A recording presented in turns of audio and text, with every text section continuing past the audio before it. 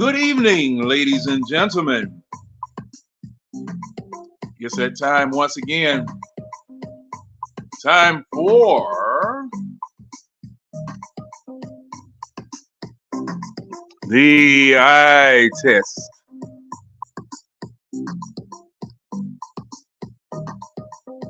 Welcome. This is our usual Wednesday night soiree where you can come in, you can sit back, but enjoy yourselves either way. Because it's time for us to talk about subjects pertaining to basketball, football, baseball, but no soccer. No soccer and no hockey. Not yet. Because once we learn something about it, we'll talk about it. I see 3 Dirties in the house. What's going on, 3 Dirty? Appreciate you dropping by early. And we hope to have our usual panel that comes in and helps this show go the way that it should. Interaction, discussion, back and forth. Respectful back and forth, but back and forth either way. Because you know that if they don't, I will. And I don't know if you really want that, but that's the way we run this show. That's the way this show is going to go. Summer is here, ladies and gentlemen. Take care of yourselves out there in that heat. If you're working, just be sure to hydrate. And you are not a car engine, contrary to popular belief. So you do not need antifreeze in the form of beer, liquor, or whatever when you're out there working in these elements. You need water. You need Gatorade. So please, while you're out there working and while you're traveling around, consume water. Good amounts of it so that you can keep yourself cool and you won't overheat. And the folk with the sirens won't have to be coming to get you. And like I said, I'm awaiting my guests because we have some subjects we need to talk about. First thing that we are really going to dig into tonight is this WNBA situation. Because, hey, they want a publicity? Well, they've got it. Might not be the kind of publicity, might not be the kind of publicity that they really want. And there's Winston there. Might not be what they want, but it's publicity nonetheless. And the thing about publicity and the thing about various things that happen is it can start out good, turn bad, start out bad, turn good. Or, and believe it or not, this is the worst possible thing, start out either good or bad, and then people go, oh, man, I don't care nothing about that. And the advent of the WNBA has been kind of like that. And I have to admit, it's been like that for me. Because I didn't watch it. I had to pay attention to it. I knew it was there. And I knew what the purpose was. You see, after female sports, after it ends, after the college level, there was nowhere to go for women's basketball in the United States. It was just over with. I'm not sure whether any fledgling leagues started. I'm not sure whether anything happened where people even had any plans for women's basketball. Now, I guess you guys can enlighten me as far as that is concerned. But as far as where my radar was, it was with basketball, football, baseball after the playoffs. You start going into the World Series. Now, that is an unfortunate thing. Yeah, it's kind of an unfortunate thing because, like, with men, we would always try to, we would always try to,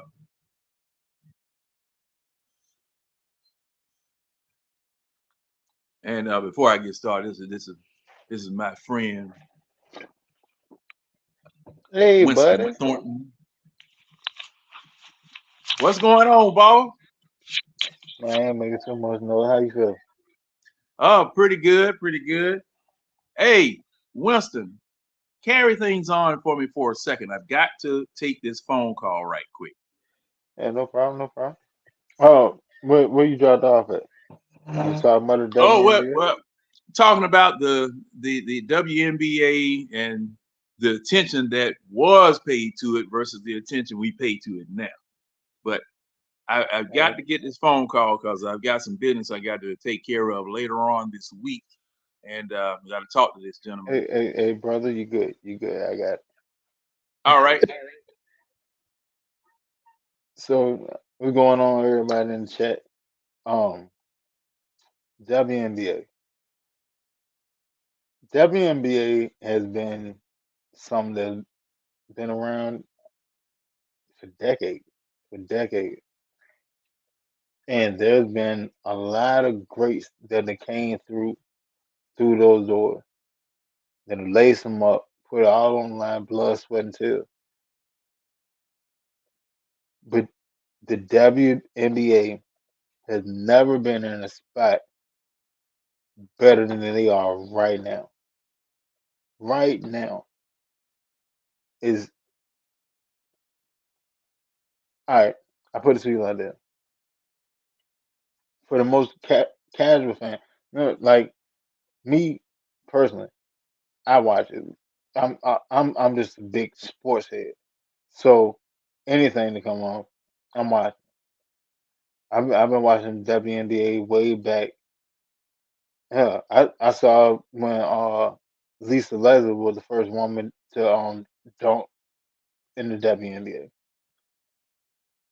I saw when Diana Taurasi came into the league.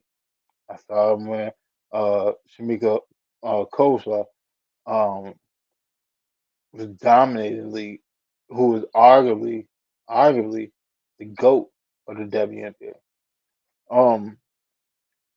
Taurasi, Ionescu, who was trained by Kobe. Um, like it's such a lineage to the WNBA. But the WNBA has never been in a better shape than it is right now. They like for for as long as they've been around, they never turned a profit. No season. No season at all. They never turned a profit. They will lean on the NBA and the NBA will cover them to keep it afloat.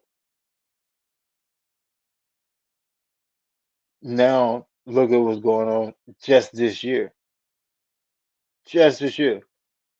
You had mass contracts for the WNBA at 250,000.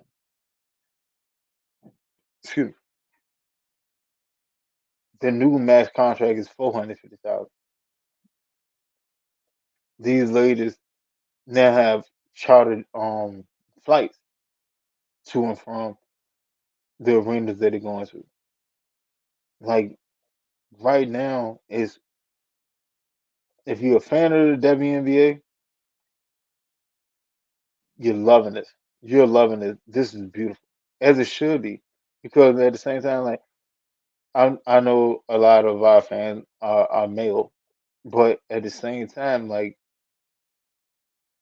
the women game, I put it to you like this: the purest form of basketball, fundamentally based wise, is the WNBA. I've been saying this for the longest.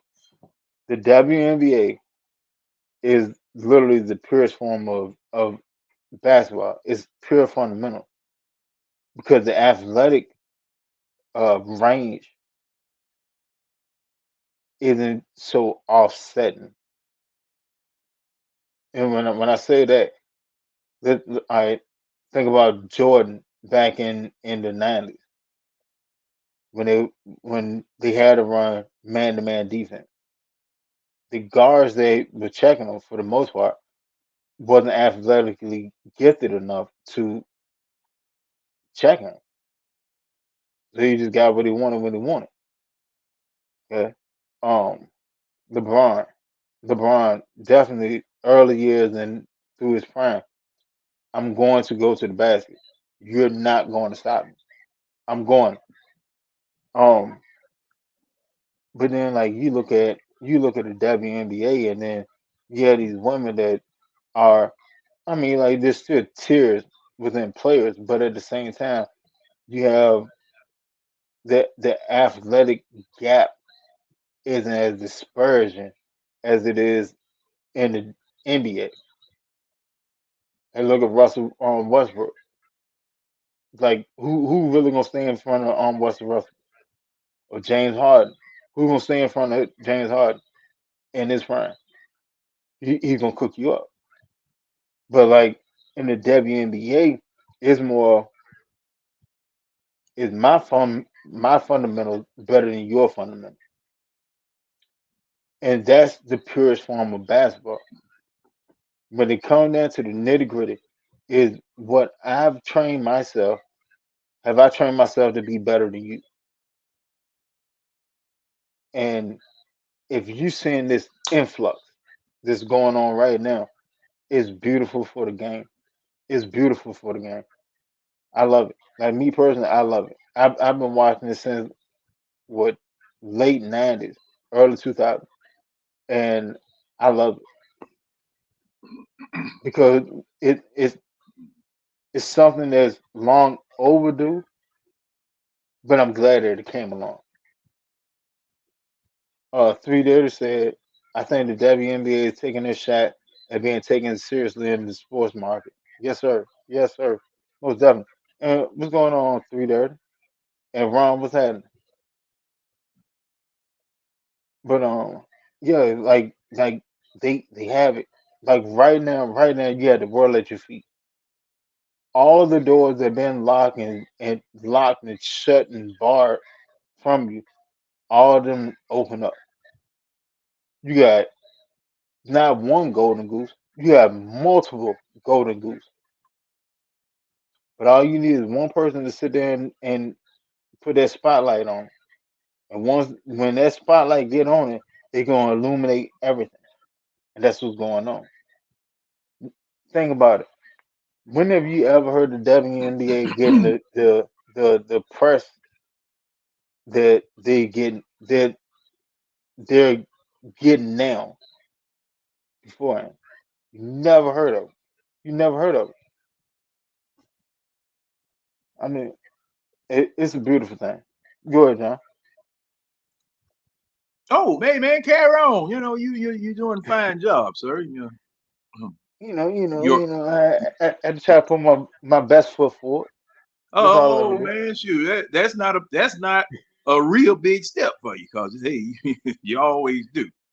I mean, Um, I got short legs, man. I got short legs, so it ain't a big step anyway. see how you is. Um, but the the rub in all of this is drawing, just like in the NBA. is drawing the casual eye, drawing the casual fan. You will have people that will buy merchandise just because it's popular. Mm-hmm. Okay, you have people pumping things up just because it's popular, and that's where um, you're starting to see with the advent of Reese and Clark coming, where those people who might not have even been sitting on the sideline, they might not have even been in the arena. They're coming to the sidelines. They're coming They to pay came in the house attention. now. Yeah, and yeah, they're saying, oh, let me know that doggone LA Sparks jersey look nice. I think I rock that. Now we can't rock it. The dudes can't rock it. But if you Oh, have a daughter, if you I have a will sister, watch. see, well, I can't. I can't. I haven't made it. I haven't made it yet. You haven't got to that threshold yet. Not at present, sir. Not at present. But Give it some time. Look, yeah, it, yeah, it, yeah. it, Well, it's like a well cooked gumbo. You throw it in the pot and you let it simmer. Just let it simmer. When it's simmer for long enough, you be good to go. or is it like water on a rock? It's, y'all gonna grind, y'all keep grinding and grinding and grinding and grinding. Oh man, next thing you know, you're gonna have the Grand Canyon there. But but this is the thing, you know, the analogies I guess is still sound, you know, but people, the WNBA has been around since the 90s. And No, it was around before that. Oh yeah, it came in the 90s. Yeah, you right. It was like yeah, yeah, early 90s. yeah, it came in the 90s. And I remember the Atlanta Dream anyway. They had to move from, because when the WNBA got a team here, they weren't bringing enough people into the um, was it Phillips Arena at the time? It might have been Phillips Arena at the time, and they had to move to another smaller venue. Matter of fact, I think they were over at Georgia Tech for a minute. Uh, uh, what is it? Stegman Coliseum? Well, that might be Georgia's, but at any rate, The league was founded in '96 and it started play in mhm, '97. yeah. So this what took place, and it, you know, college championship and the WNBA last year. Last year was the first time that the women's college championship really drew some eyes and really drew some attention, and people, what's going on over there? You know, started looking, started peeping, started investigating, and now it's grown even greater, evidenced by the viewership of the women's championship was greater than the men's championship this past year. So the two stars, one of them from the previous year, Angel Reese, and well, and I guess Caitlin Clark was making a name for herself last year to a certain degree. Plus the fact the 3-point contest at the NBA All Star game. You know, cause see now I remember, First time ever. yeah, and this is the first time that ever happened, and it's it's growing. It is growing now. When you have a plant that is just is pushed up from the dirt and is wiggling up a little fragile little thing that's coming up, you What they have to, say, a huh? rose in the concrete. Yeah, yeah. Now, either you're going to have to transplant that and put it in better soil, or guard it, nurture it, water it, and until it can kind of stand on its own. Come And on now. that's what the yeah, go ahead, Winston. No, I said, come on now. Come on, cause, Yeah. 'cause you preaching Oh, right now. You preaching eh, right now. well, You on the road. well, I mean, I'm looking at this thing because see, right now you're at a very fragile stage for the growth of this league. Okay, and you're right now. You can control which way that tree is going to bend.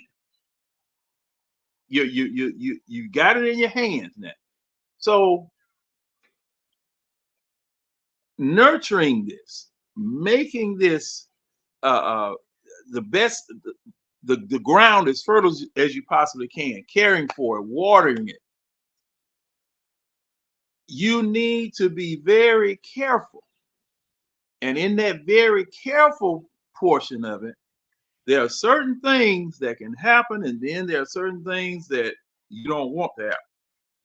You don't want any negative publicity. Now, it's going to come to a certain degree. It's going to come to a certain degree, but then again, don't make it self-inflicted. Don't make it self-inflicted. And Winston, you remember? Let me see. What was it last week when we were on with Tidy? I think it was, and there was a gentleman on talking about the WNBA. Yeah, that good old Ain't Oh yeah, fan. yeah, that Saints fan where That he had two ain't fan. Ain't that fan. Aints fan Yeah, that jot, had jot two. the S. Yeah, Throw it on the back end. Two S's at the end. um, and I'm trying to remember basically what was his point, and the thing was that you know like I said then, and I'm saying now, this was designed for the WNBA was designed for women to have a place to go Yeah. Instead of after going overseas. college Instead of and going going overseas. overseas. A place to go here in the United States versus going overseas. Now, they appreciate women's basketball in other countries more than they do here. If I'm not, if I'm not mistaken, they Yeah. pay more attention to it. They watch it. Just like just It's, like it's, it's more revered over there. Just for the mhm. simple fact, like, um, well, first, hey, Travis, what's happening, partner? And thank you, everybody that's tuning in. Please hit that like and subscribe. Tell a friend to tell a friend to subscribe. Mike, what's happening, brother? How y'all feeling tonight? But overseas, like you got like they treat basketball different than we do. Like what used to be our AAU circuit, that 13 to like 17, 18 circuit over there, you are the pro. Mm. You are the pro. Like I posted a video. I don't know about 2 days ago, and in the video it was like I can see exactly why Luca is not scared of the big moment, and they showed Rena that he was playing it, and there's somebody up at the top, and he's filming down into the ring. I'm guessing off like his phone or whatever. But when I sit there and say like, if you ever seen a soccer game when they get hyped and Oh yeah. yeah, and the actual floor to the seats is waving. That's how the game was before they even tipped off. Mind you, now Luca started playing pro at like 13. He was a pro at 13. None of this is anything new to him. Overseas, like it's entirely different because they play the game different. They're more team oriented than American basketball. Hmm. I can I can figure out how to pick apart and get mine, but I want to get everybody else incorporated, like a LeBron. Like LeBron can go overseas and fit in perfectly, easily, seamlessly. A lot of players can't do that because in America, America is more built on I'm better than you, and I got to show you that. It's ISO ball, but with the introduction of zone defense and all that, it started to catch up to him. So now, like your elite ISO players, they niche out their own way. Now, Luca is an ISO player, but he's a team first player, which is crazy. That's an anomaly. Same thing with LeBron. Same thing with Magic Johnson. I'm a team first player, but I'm an ISO player. Like if I can catch you on the island, you cook. You cook like barbecue at the family cookout. You cook early. If I can get you on the island by myself, where it's just me and you, there's nothing you can do to stop me. Same thing with James Harden. But overseas they just they respect the ball player way more than what they do over here. And I understand exactly why women go over there because at the same time, like WNBA, they don't make money like that until now. And that and that's part of it that that's part that I wanted to emphasize because the only reason that you would go and play in Russia got to be a payday. Gotta be. Got to be a payday. Got to be worth going to and risking your freedom to do something that people like. And the only time that you would see women's basketball would be in the Olympics or like college or the Olympics. And like I said, you have to nurture this fledgling product. Now, this fledgling product is, let's see, 90, what you said, 90, 96, Nine, 2006, nine, 26. 96 to 96 inception, 97 begin to play. So, That's and, almost and 30 years. yeah, almost 30 years old. This is almost 30 years old. And the NBA is still subsidizing it. Now you have an opportunity at this time to forge your own path if you stay on this path where you can be self-sufficient in a certain amount of time. I'm not going to even predict how long it's going to take, but in a certain amount of time, because just like the NBA a long time ago, the NBA finals were tape delayed. Yeah, You didn't, the NBA itself was about to collapse. yeah. A lot of people do not understand it. They don't understand how close the NBA actually was to collapsing. I put it and I stand on it to my damn breath. The NBA would have collapsed if it wasn't for Bird and Magic. If it Mm-hmm. wasn't for those two and their rivalry, I put it to you like that. Their rivalry itself got the NBA TV deal. NBC, ABC, CBS.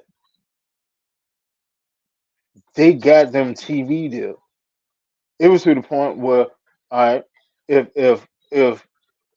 they both were playing on the same night, the Celtics would play first, and then the Lakers would play right after. They'd make it a double header. That was the Hmm. beginning of the doubleheader, and all of that is just building revenue, and the animosity, the West Coast, the East Coast, and you had something that had been brewing since back in college. Now, what is that similar to? Angel Reese and Caitlin Clark. Angel Reese got a title. Caitlin Clark didn't. Matt Johnson got a title. Bird didn't get to the league. Magic got a title in his first season. Bird won it the very next year. He won the title. That opened up everything. That opened up everything. Yeah, think about it, like Bird was the first player to get a lifetime deal. I mean not Bird, Magic. Magic was the first player to get a lifetime deal. He got 25 years for 25 million back in the 80s. Now, like, look at the inflation now. That would put him around if he had got the whole 25. That would have him around like 500 roughly. It's around 400, 500 million nowadays. And but it's something that they built. Just me being a competitor and you being a competitor, it just ignited it. And the NBA was smart enough to capitalize on it. I can build this. Because back in the day, for lack of better term, it was more racially divided back then, back in the 80s. And so for that, you have a black guy and a white guy, but they both is so unique. They so unique, but they're so similar, and they both end up in on opposite coasts. Like everything has to have a story to it. Everything has to have a story to it. Especially in sports, everything got to have a story to it. How can you build a better story than that? You got a racially divided country. You got a white guy that's magnificent. You got a black guy that's magnificent, and they play damn near similar. Only difference is Bird got a better jumper from deep. Like that's the only difference. A lot of people saw Magic and his highlight passes, but Bird was doing the same shit over and on the East Coast. He was doing the same shit. They like they saved the NBA because the NBA didn't even have the TV deals like that. Like John said, everything was on a tape delay. Like you have a finals game. Like imagine that nowadays. Tomorrow, um, the Mavs and the Celtics play in the final. Imagine you had to wait till the day after or whatever to watch the game. You'd be disinterested by the time you be able to see it. By the time you're able to see it, you done lost all focus on it. You don't care that much. So what you gonna end up doing? You gonna read the newspaper. And back then, you gonna read the newspaper. Get the highlight, get the box on score. You gonna see what everybody put up point wise and rebound wise and assist wise and go on about your day. You out the front door with a cup of coffee in your hand. And they, being as great as they were, got their TV deal. So now you don't have to wait to watch the final. When it's time for the final, you're watching the final just like they playing it. And that will save the NBA.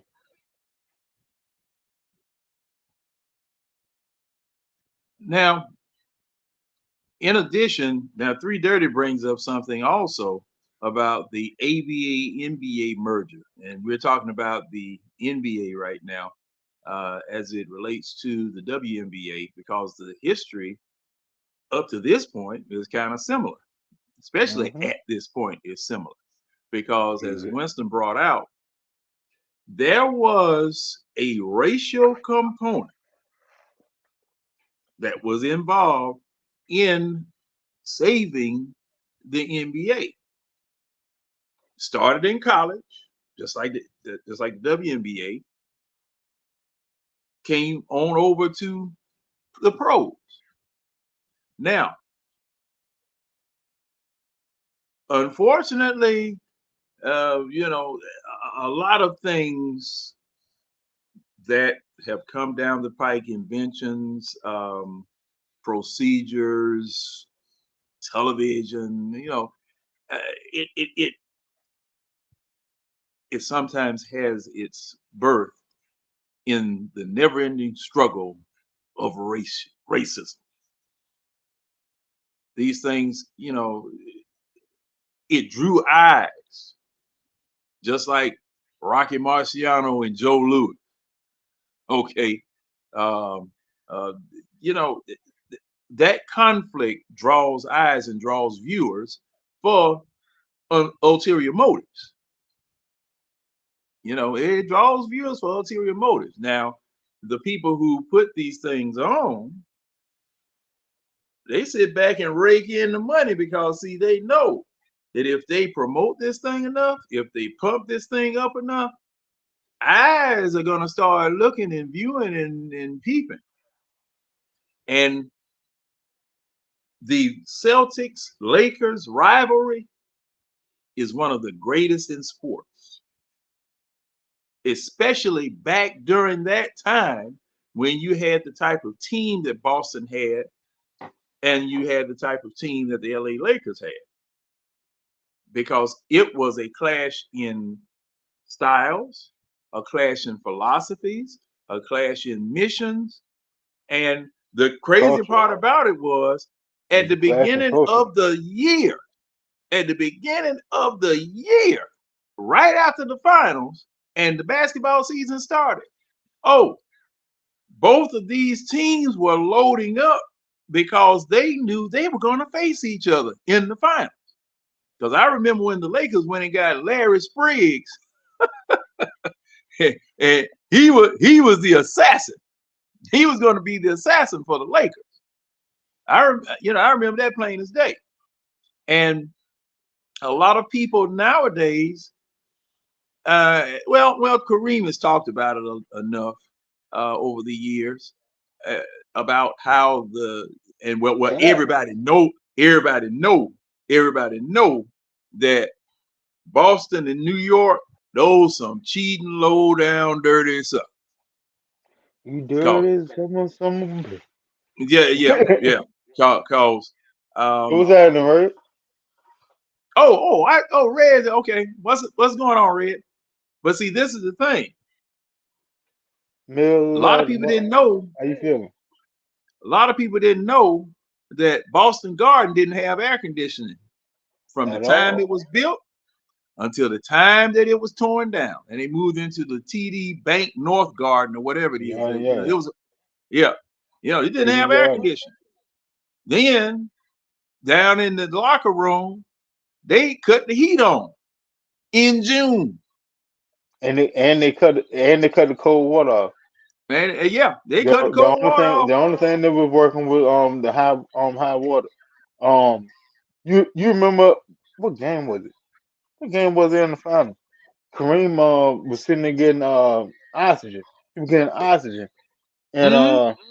they was like, you know what I'm saying, they tried to take him in the back to go get a cold shower to cool him off. But they cut the cold water off, so all he had was the hot water. Chris his ass up. Yeah, yeah. And I Hey, mean, I think Boston is a different monster, man. Mills had it, baby.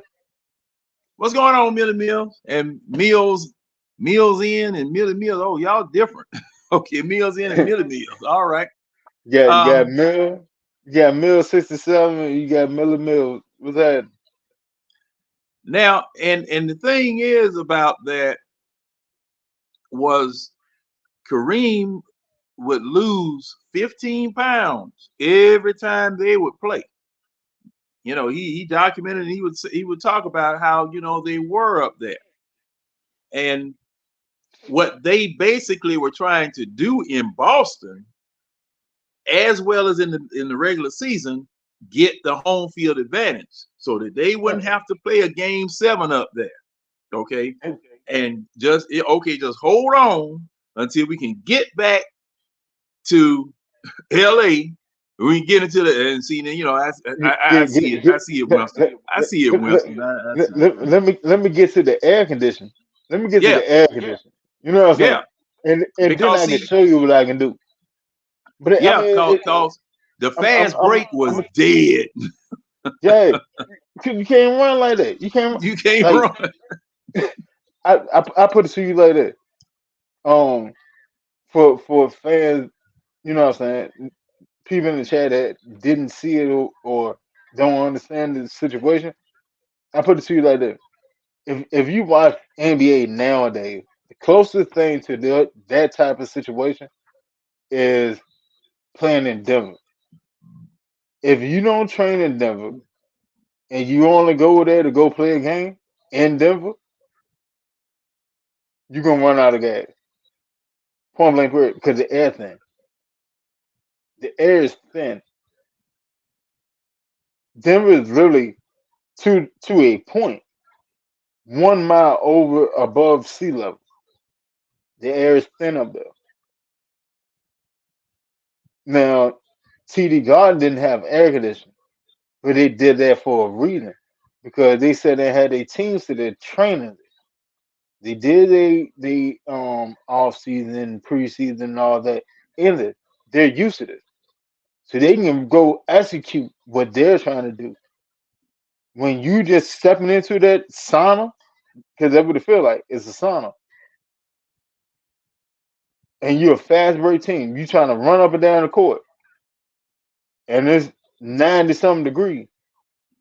You ain't gonna run too long. I promise you, you're not gonna run that long.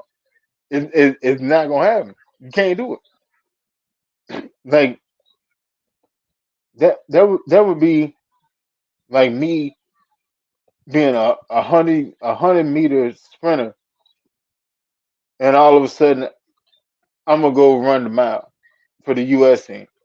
It doesn't work out like that. Like you have to train for that. You have to adjust your body to that,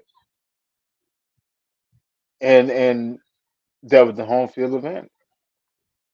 If you ain't built like that, then well, all right, that's cool. We we've been doing this for the past 5 6 months. We good. What y'all gonna do? That whole fast break? Yeah, all right. Sound good. Cause now this I've been I've been to Denver and Western Colorado, and there are some other places Big Lakers. in there are other places in Colorado. I put Millie Mills comment up after I finish here. Uh, that are 10, 12, 13,000 feet. And to further illustrate what Winston is saying, our regular unleaded gas here is 87 octane on the East Coast Hmm. because your octane level determines how hard it is for the gasoline to burn. And those of you who didn't, well, I came up in the 60s and 70s when we first had catalytic converters on cars. And it used to be this thing called knocking and pinging because the gasoline was so easy to burn. So it was Hmm. burning just because of the heat in your cylinders versus it burning when the spark hit it. Your octane level would indicate the difficulty that it had to burn. And like I said, on the East Coast it's 87 octane, but in Denver it's 84 and 85 octane because 87 octane is harder to burn because you have less air You got to less air mix with getting that to it. gasoline and that spark hit it. Yeah, So it's less air to initiate a combustion. Yeah. So thing is that I'm driving out there and I said, hey man, can I burn this in the car? Cause see, thing is, 84 octane. I got some questions here. Cause hey man, I got to make it back to Georgia. I love y'all, but I got to get back to Georgia, and You I got don't to tell want me nothing. something. Yeah, You I don't better want tell no, me something. I don't want all that mess going on out there on the road. I want to be able to hang with them and pass them if I need to. But don't worry, sir. This will burn here. And when you get to Mississippi or whatever, excuse me, where were we? Colorado. When you get to Kansas, lower part of Kansas, because you start coming back down when you start Mm-hmm. going east in Kansas down to You Kansas come out the City. mountain. Yeah. You coming out of the mountains, you headed back down to close to sea level, and you don't have to worry about it anymore. But that's what, man. And not only was it the Lakers out there in the Celtics arena, because see now, just like you said, Winston, the Celtics had a team. They only played half court. They only played half court. They were excellent shooters, especially that Boston team. Then Dennis Johnson, Danny Ainge, Parrish, McHale, and Bird. Mm-hmm. And up until Tim Duncan and Karl Malone came along. If anybody wants to know how to play the power forward spot, watch Herman Munster. Kevin McHale, we used to call him Herman Munster. But that man could play that power forward spot, had moves, had a great shot, along with Bird and Parrish holding down the middle. See, that team, like Winston said, was built for that arena. Now, that translates well. That translates well no matter where you go, because after playing 82 games of regular season, all of those games in the preseason, your legs tired. Your legs tired. And it was a tribute to LA for LA to be able to run like that all 82 games or whenever. And they only had one shooter, which was Byron Scott Yeah, but they and got him late. Cooper, because Cooper was their 3-point specialist. Yeah, Michael Cooper. But I mean, Cooper was they their got 3-point specialist. they didn't get Byron Scott till And they had Norm oh Nixon. They had yeah, Norm Nixon. they had Norm Nixon. They traded Norm Nixon to the Clippers when the Clippers first was created. And what Mm-hmm. Dodo name? Sterling. Donald Sterling. Mm-hmm. Donald Sterling came in, bought the Clippers. They traded Norm to the Clippers. They got a first round pick and they got Byron Scott. Mm-hmm. Well, they got a pick and they got Byron Scott. Byron Scott was the Clippers first pick. That's when they end up getting that tandem. Well, their shooting capability. Because before Mm-hmm. then, it was run and Just gun. just run and it, gun. it was run and gun. And now and Kareem, a lot of times Kareem would have to hold the fort down when the fast break wasn't working with that sky hook that he had to develop, because they had outlawed dunking in college during the Yeah. time he was there, because he was just dominating everybody.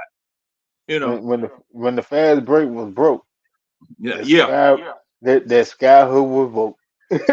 yeah. He was on their head. And he could hit that from anywhere on the court. I remember him going over to the side past where the 3-point line is. And well, they had the 3-point line back then, but very few Had they teams. created a 3-point line? Yeah, it Yeah, came yeah, in in yeah, yeah, yeah. 1980. They had. Yeah, they had. Yeah, it came in 1980. Um, but the thing was, you didn't have coaches that would allow players to take 3-pointers. They would have one person on each team that would take a 3-point. They had the green light to take it. You know, Craig Hodges up in Chicago. I remember him. Who else? I think Dale Curry. I think Dale Curry was able to take it. Cooper, like I mentioned before. Cooper, like I mentioned before, for the Lakers. But you know, you had all of the shooting between those two. It was Boston. It was basically Boston that was doing that. But going back, let's go back, because I want to go to what Millie Mills was saying. He said, he said if that girl gets injured or leaves cause of they hating on her, will crumble the WNBA. She bringing attention. Y'all are just crying about not getting it. You got some now and don't know how to act. Well, I got to go along with that. I gotta agree. Got to go along with that. Go ahead, John. You got it first. Yeah. Yeah. I was just echoing that. Yeah, you got to go along with that, because because there were people that were, when we had this discussion with Tidy, the word jealousy was coming up. But there was another word that, after thinking about it, I said, wait a minute. Okay, people got a problem with the word jealousy. What about envy? Because it's one, the other, and a combination of both. Because these two, Angel Reese as well as Caitlin Clark, between the two of them, they have made more money than the WNBA made the whole year last year. They did that. NILs. They did that back in college. They did that back in college. Like what they made in college last season had it be so far beyond what WNBA players have made in their whole career. It's crazy. It's crazy. They came into the league with a bag. And I ain't talking about like one of the little clutches. No, I'm talking about the big bag. You got at least put it on one shoulder. Big bag. Big bag, big bag. They came in there with it. And see, and you think folk ain't gonna be jealous of that? You think, man, come on. Because of the fact, matter of fact, Winston, they taking a pay cut to play in the WNBA.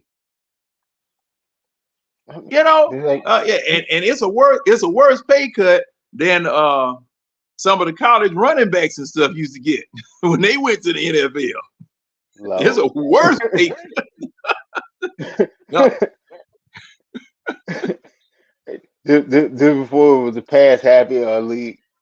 if y'all don't know, do a little bit of research. Yeah, to be a running back, to be the running back, your pocket will be on swole. I promise you. I promise you. It may not show up on your income taxes, but it's gonna show up in your back pocket. Or in front of the house. Or excuse me. Or the house. Or the house. Because man, Marcus Dupree, who was that had to get that Heisman back?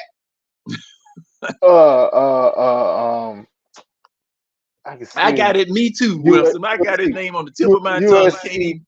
He got lit up by Butter from the Eagles, like in like his second game. Damn, I can see his face. I can can't think of that man's name, but Reggie Bush. Somebody in the chat's gonna post it. Reggie Bush. But see, he got it back though. He got it back. Yeah. Chief, you're right. Reggie Bush. And see, thing is now, okay, they pick out somebody to crack down on and say, oh well, we're investigating and we are making sure that all of the amateur athletics are amateurs and all that type of stuff, trying to throw the dogs off the scent. That's basically what's going on. And see now, they've come out with a salary schedule we come out with salaries for college players now because the NILs were about to do the NCAA in. They're about to do them in. But thing is, back to the women's basketball. See, just like Millie Mills is saying, you can't kill the geese that lay the golden eggs. You can't kill them. Not now. Don't do this now. Let some outside force come in, but you guys that are in here, ride the wave. Ride the wave. Look, ain't no sense y'all tacking against the wind. You see that wave coming? Hey man, get your surfboard and try to stay on top as long as you can. Shoot the tube. Do whatever it is that you need to do. Hey John, look, have you heard what Matt Barnes said about the whole Caitlin Clark when she got hip check? Yeah, I heard it, and I agree. I agree 100%. I'm gonna play it real quick. I'm gonna play it real quick for everybody in the chat.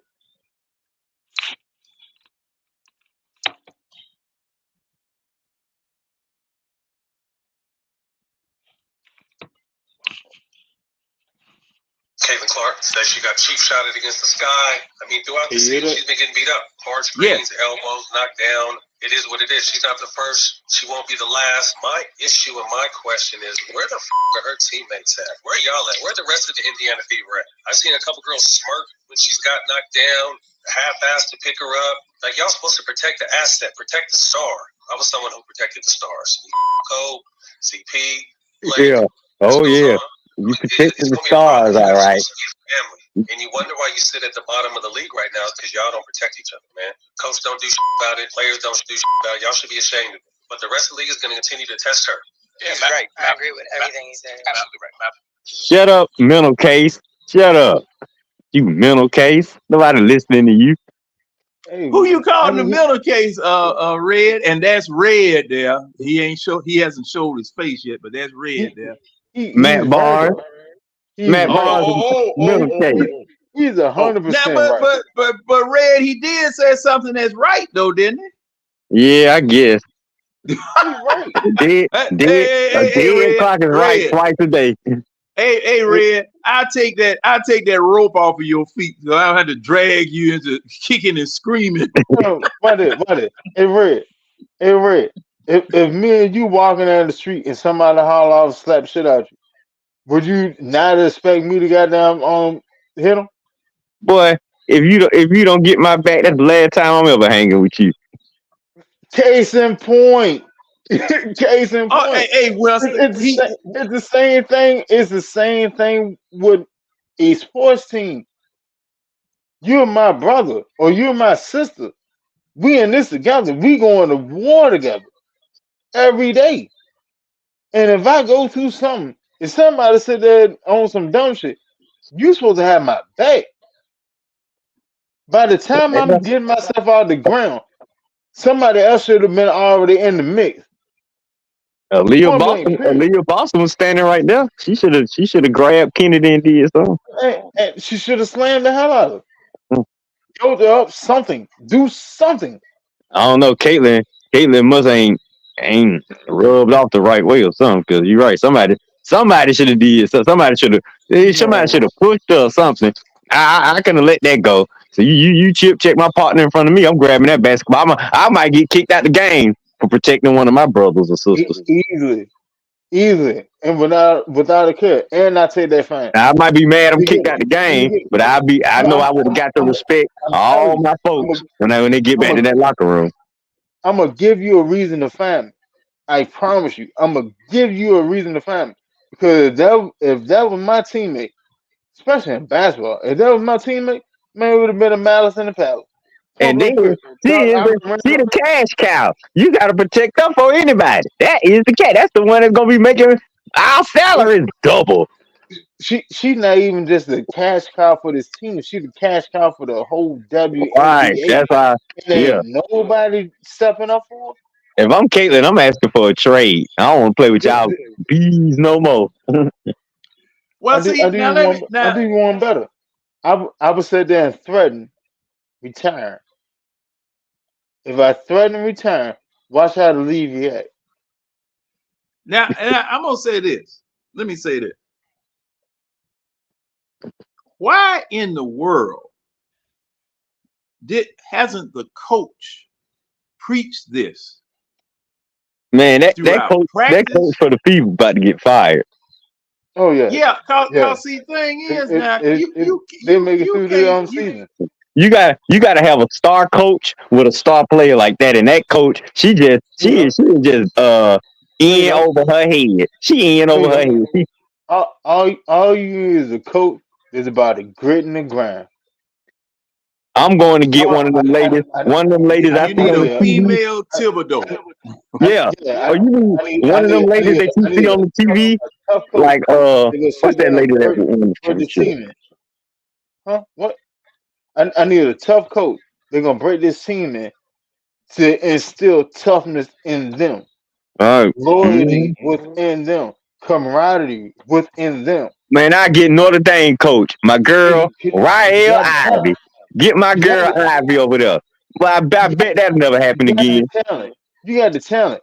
I'm like I put it to you like that. Right now, the Fever is pretty much the Hawk. The Oh my Fevers God. are the Hawk. They need about one, two more pieces to get them over the top, but they don't have no edge.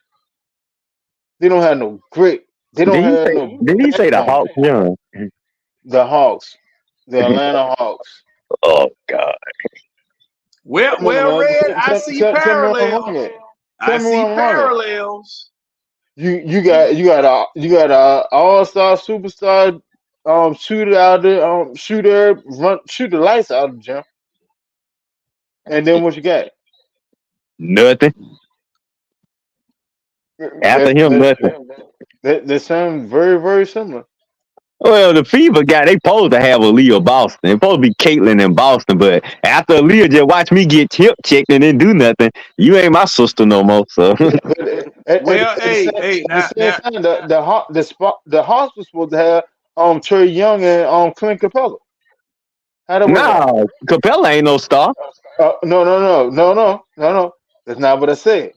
You said that the Fever got Caden Clark and Aaliyah Boston, right?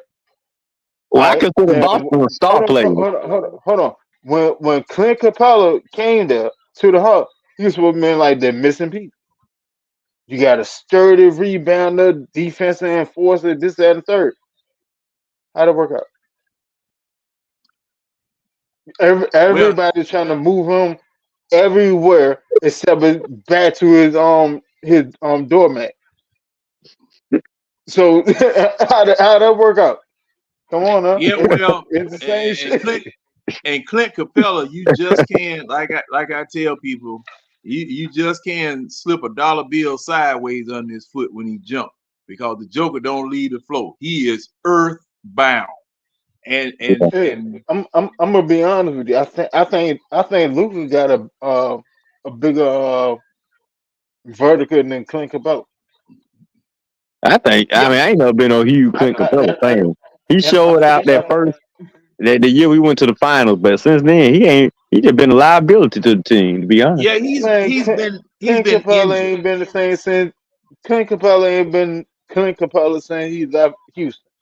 I knew you were gonna say that. I knew you were about to say that. I Well, mean, we got him. you know it, Look, but we yeah, got you him. got him. You We got got him. him when he Yeah, was you injured. did. We Yeah, Yeah. got him when he was yeah. injured. And I don't know why in the world the Atlanta Hawks always go to the ICU and pick up players. For real, man. I ain't I like mean, you if you ain't ready to play now, forget it. It's supposed same thing it's with supposed to be Bogut. cheaper. It's supposed to be cheaper. That Shoot. ain't work out. that ain't work out.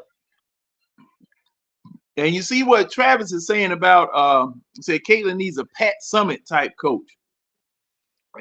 Yeah, Hard nosed and exactly. will call out the other players for not She taking up for she just need a star coach. One of them ladies that be on the TV running their miles when the tournament started. She need one of them coaches that just know it all. That got connections. That is a very well respected. Unlike who they got over there now, some wet behind the ear trailer park girl who about to get fired and sent back to a damn country town city where she from because she don't have a clue what's going on.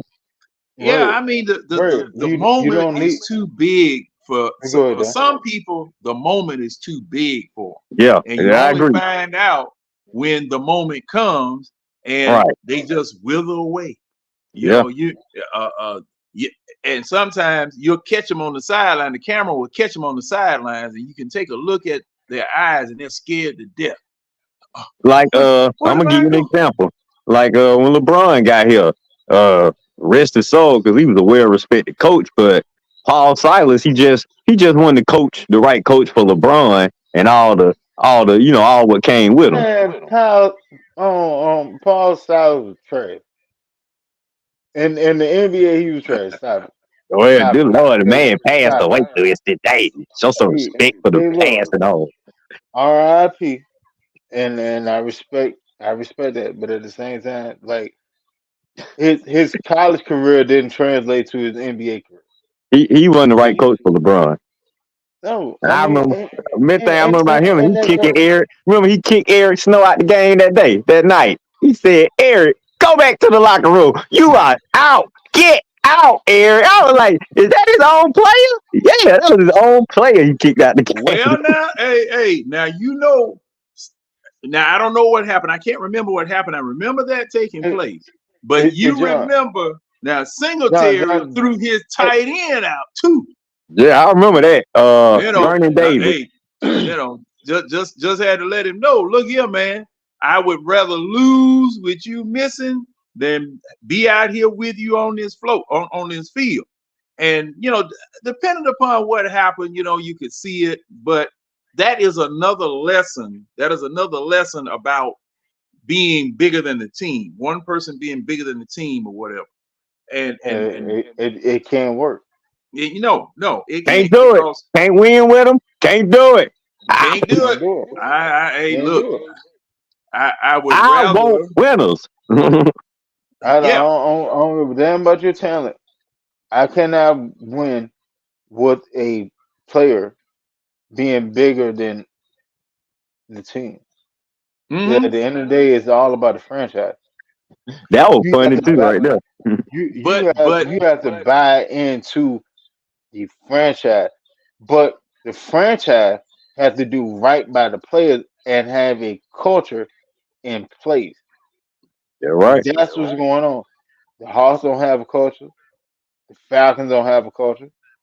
Um, Hawks need to decide is Trey part of the the future or is Murray? Which one they want? the Fever don't have a culture. Like Nah, he ain't got no culture. you pretty much pissing in the wind. You can bring in all the star talent that you want, but if you don't have a culture, then you don't even know what you need to get to build an actual team. All you sitting there doing trying to highlight a talent. You can't put a bunch of talent together and it don't mesh. And you're not gonna see that if you don't have a culture. You have to have a culture in place. Um, and a Ryan, The Hawks now, had a culture in the '80s hey, with Dominique and Doc Rivers and the boys, with hold Fratello and Hubie Brown coaching. But since the '80s, they ain't had one. hey, shout out to Ryan with the Birdcage. What's going on, brother? Everybody that's in the chat. Oh, and Mark, and Mark, Mark Cheney. Everybody in the chat. Show them some Mark love. Cheney, what's up, boy? Tell him to come on Mark, in. We supposed to be debating something. yeah. Hey, Mark, Ryan, or y'all, the door is open. Anybody else, the door is open. Mark John, what and you think? You agree with that statement that the Hawks had a culture in the '80s? hold on. Mark Cheney and Ryan with the Birdcage. Everybody in the chat, please like and subscribe to them. Show them the same love that they show us. You know what I'm saying? Same love that y'all show us too. Um, Mark taking off and Ryan got his thing cooking. Great content on both ends. I'm proud of both of y'all, brother. yes, sir. Yeah, me too. good to see Mark in, and Yeah, Mark, where you been? I ain't seen you as on well as Facebook this Ryan, week. Travis Preston, old Ray Ellison. What's up, Chief? I know those guys. I seen old boys this week. Yeah, MW the franchise player. I remember. MW the Yeah, franchise. What's yeah, that? MW the franchise player. And to Ray Ellison's question about whether Silas played for the Hawks, yes, he did. He played a piece of the 68-69 season with us. Oh man, I didn't even know that. I'm glad Yeah, John was here because I would have said no. yeah. Well, no, John, I looked it up. John, I looked it up. Oh, okay. John, I don't. John, Hey, I don't have this. I don't have it coming off the dome like that. I had to look it up. I thought you saw him play live, John. No. But see, what you say? He played a piece. Yeah, Andrew Field was talking about. Well, we got to find somebody that has Hawks DNA. What? And You don't even have Hawks DNA. hold on, Red. Don't jump him yet, cause see now let me jump him first. Okay, go ahead, John. You get him. Cause see, the first thing I said, Hawks DNA, man, I wouldn't have that DNA on Maury Povich to find out who the father is. I mean, what Hawks DNA? What the hell is that? And that hey people, that is the question. That is the doggone question. Hawks DNA. We got some damn DNA. Oh. And my problem with that, you just hired Landry Fields and this coup crew, and I mean coup d'etat crew. Yeah, came right here, about that. threw a man out of his job. Y'all taking over like y'all know what like y'all know how to pick a yellow meat watermelon down at the farmer's market. Y'all don't know nothing about no damn basketball. Ryan, I'm sorry, sir. How you doing, Ryan? These folks burn me up. These people. No, listen. I'm coming into your house right now. I'm a guest tonight, so I'm sitting back just enjoying because you getting me revved up for tomorrow. So you already know I'm getting ready to get stupid tomorrow, and we letting fans into the bird cage tomorrow. So y'all are more than welcome to come in tomorrow. All right, thanks for the invite. Definitely, thanks for the invite. Yeah, I'll say this. I heard you speaking about Hawks DNA. The last time the Hawks had DNA, Bob Pettit was winning the championship in St. Louis for the St. Louis Hawks before they moved to Atlanta. Come on, we've been one of the dumbest franchises for years. Let's keep right about that. And look, I love the Hawks. We hit the height of stupidity. We hit the height of stupidity in '94. But you know what I'm talking about. Yeah, when they traded Dominique, we already know. But we all know it was because of that Fred Tokar situation. We ain't finna get into that because Prime was a part of that trade too. Everybody love bringing that up. It getting to the point I'm starting to believe that shit. No, it is true. It's true. My first guest that I had in the bird cage, Dr. Melvin Pender Jr., who's an Olympic gold medalist, he actually worked in the front office for the Hawks for over 20 years. So he was there when all of that went down. He hated Danny Manning. He was in the mix. He was in the mix. Yeah, he was all the way in the mix. A lot of that stuff. He was hanging out with what's the old boy's name? I'm trying to think of the old GM or whatnot. Bob I can't think of his name right offhand. So the GM when Dominique was there. I'm sorry, it was Pete Babcock. I was messing up his name. Babcock. Babcock and Stan Kasten. Yeah. So Pete Babcock, my Uncle Mel was like, hey, no cock. Let me tell you, my Uncle Mel was like, hey man, do not trade. Now, Dominique is an ass. If you've ever met him in person, he's an ass. I'm just gonna call it for what it is. One of the greatest Hawks. Yeah, he's a dick, man. He's a dick. He's a nice. Here's the thing. He's nice when it benefits him, but when it comes to public relations stuff, man, he's a dick. I'm sorry to say it like that, but it's just I mean, if it's true, it's true. I mean, I ain't never met him in person. But here's the thing. But he does have a nice side to him, but I guarantee you it's probably because people hound him all the time. That's probably why he's like that. So I can't sit there and talk about it because Dale, I know you guys remember Dale Ellis or whatever. That's my Uncle Mills. That's his godson. That's literally like his blood. That's actually his blood, his nephew, but he called him his godson. Dale Ellis is just as much. Dale Ellis is actually a jerk for real. Now he was. I knew that. He was supposed to come into the bird cage, and he beat around the bush, and he expected me to. I was like, dude, listen, we always want athletes to come in here. We want to give y'all flowers, but the one thing we not gonna do is kiss your ass to get up in here. For real? Get you in the door. No, sir. No. Like, look, and I was messing with him. I said, it's funny that you get all. I said that you was able to play basketball. You got millions of dollars, and you able to treat people like this. I said, what if me and my fellow veterans acted like this towards most of the American public who treat us like dirt when we get out the service and even when we come back home? You feel me? I'm speaking the truth on that because at the end of the day, you have an opinion. You're able to do stuff because people in the service are able, we give up our freedom, but you act like it's a problem to talk to somebody or give up an autograph. You're not obligated to. But these athletes, man, they don't recognize. They're not even the heroes of this country. It's the service people. Y'all the reason to get these guys the platform to act like assholes. And here's the thing: other people service, first responder. Yep. Like and teachers. Man, hey, brother, you can't leave out the teachers because right. Oh, and my fault. Thank you for your service, big dog. What y'all done? What y'all did? What y'all able to do in the future is so pivotal for brothers like us that haven't served. You know what I'm saying? Y'all open the door for us to have the opportunity to do the thing that we're doing now. It's just a job. I'm gonna be honest with you.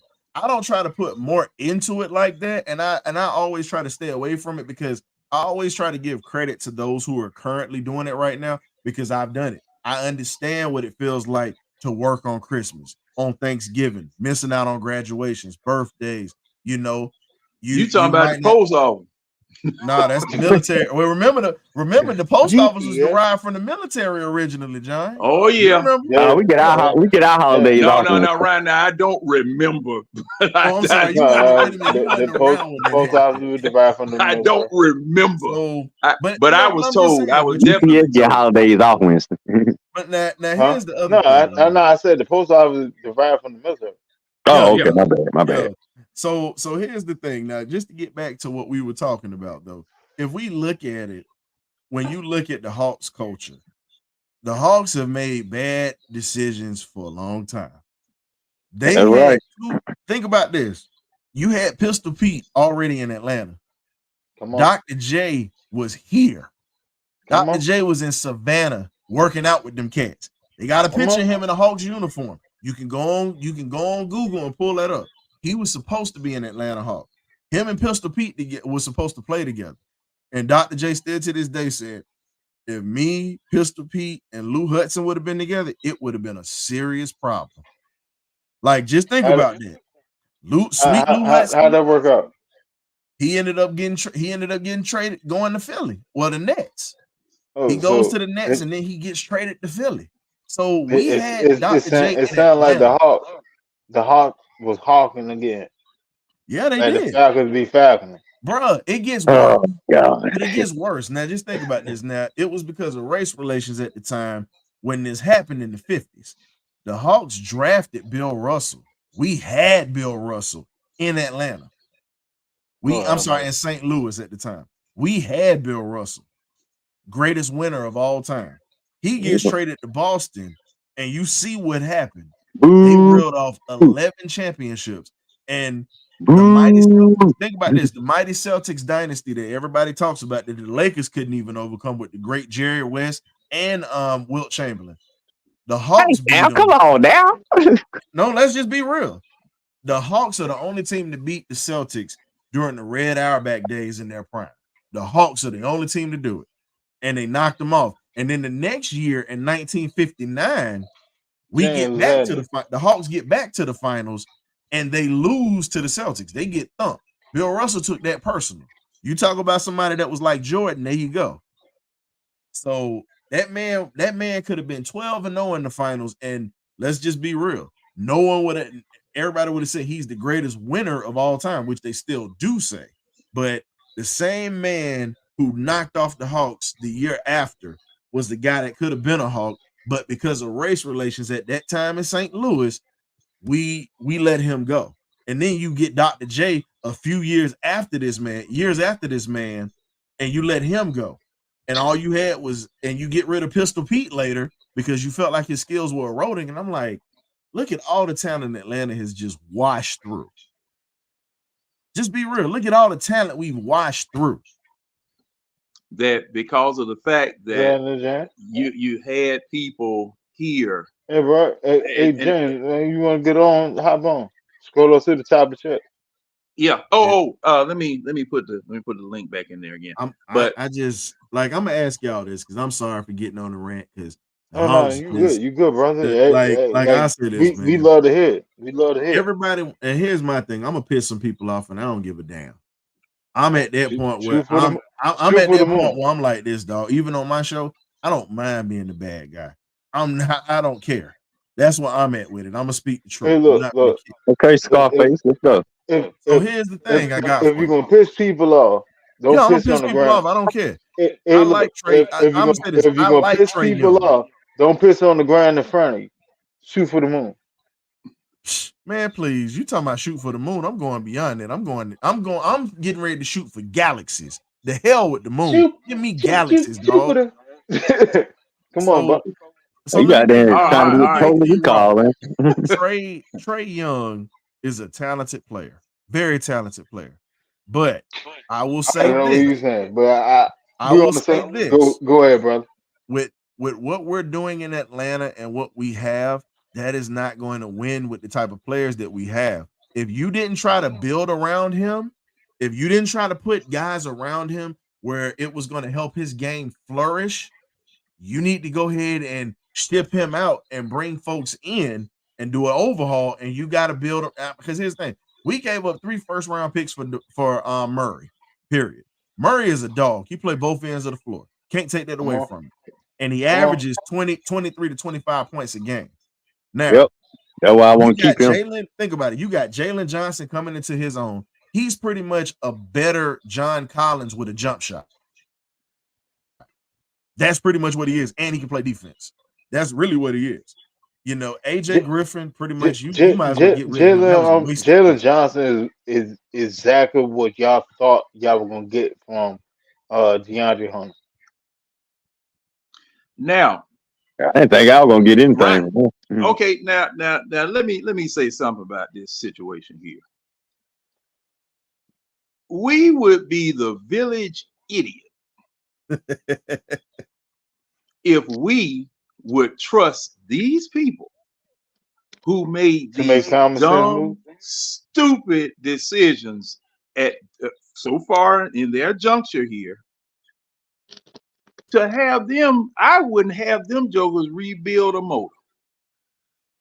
These people here, these people don't know what they're doing. And wait a minute, John. Why would you make it complicated? You said a motor. I wouldn't let them. John, I wouldn't let them jokers fix me a fried bologna sandwich. I mean, hey, no bullshit. I literally was about to say a grilled cheese sandwich.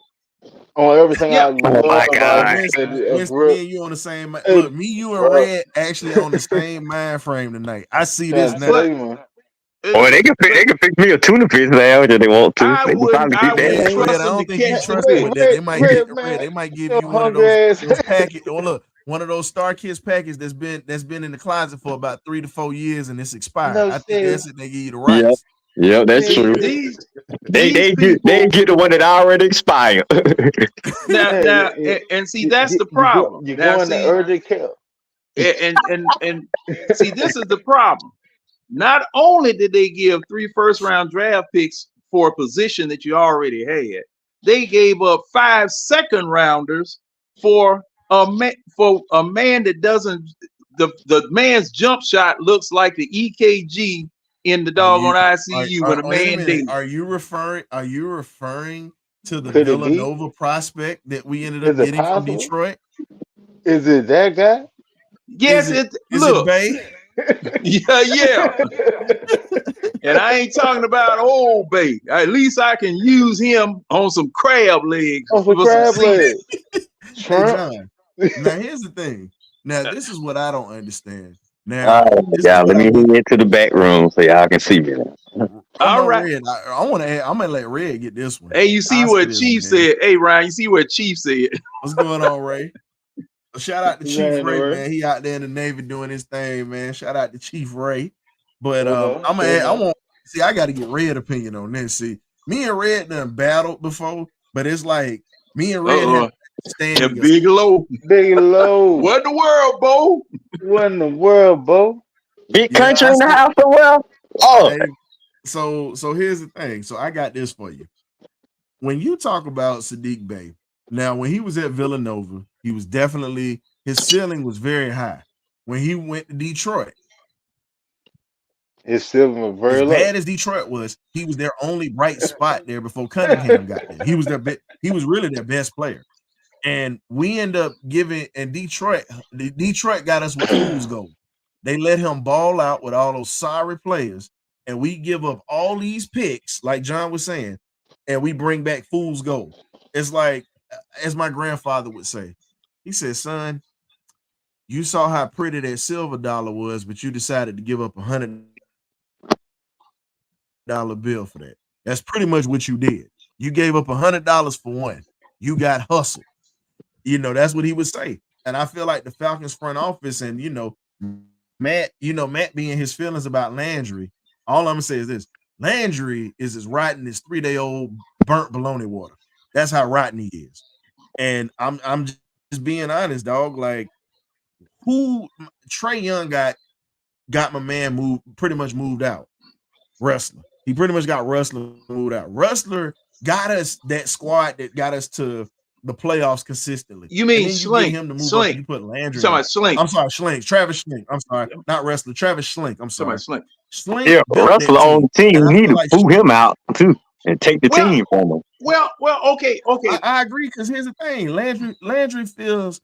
This is what happens. No disrespect to y'all light-skinned brothers, but this is what happens when you let these El DeBarge brothers try to run things in the city. Yeah, I'm man. sorry. No, take it, man. Because you're right. And when you get a smooth, you gotta watch them fellas, man. Think about it. He John, this Joker got a knockoff Pat Riley Armani suit. He walks around with swagger like he understands it. He was a suspect player when he played. You said knockoff Armani. He got a bar money. He got a bar money. Hey, wait a minute. Hold on. Winston. That Joker slid over the Greenbrier and got one of them pimp suits on the low. They look like an Armani. Hey, Winston, wait a minute. Is he now y'all know that man shopping at K&G. He's shopping at K&G. He's shopping. Is he wearing a suit? Bootleg K&G Greenbrier. Hey y'all. He's shopping at Barry's. John, you remember Barry's on Fulton Industrial? That way. Hey, man. Hey, hold up now. Wow, y'all joking about Barry's now. John probably bought a couple of pairs of silk drawers and silk socks from that store. and ain't shamed. And it's not shamed. Because, see, now that was some quality stuff. Barry got some high suits. I ain't going to say that was some quality myself. stuff compared to what they selling these jokers now. Because, see, D and K, look, you mess around there and sit on a wood bench twice, and them pants shining on the butt.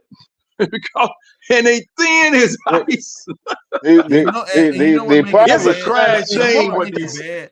Dominique what is it? Literally, if you walk for 2.5 blocks, if you walk for 2.5 blocks, you're illuminated. Hey, Winston, Winston, you either on fire or you got a hole in them. Hey, man, I got a shiny suit from Bears, John. I still rock that thing. I keep telling y'all sit up here sleeping on Bears, and man, Bears was making some good stuff back in the day. But as the days went along, the quality started tanking. But And that was back in the day when you had brothers that would actually dress up and go to the club back when you had that fro and that beret back in the day. oh yeah, That's when Jokers was wearing think about it. That's when Jokers was wearing 3-piece suits to go to the club back in the day. Double breasted Come on now. suits back in the Come day. on now. With fresh gators. I was 6. Let me see. I was Don't 6'2". let me go pull mine out the closet now. I don't want to stun on y'all. I was 6'2" without I the know. platform. I Don't got up get to trapped. 6'5" with the platform.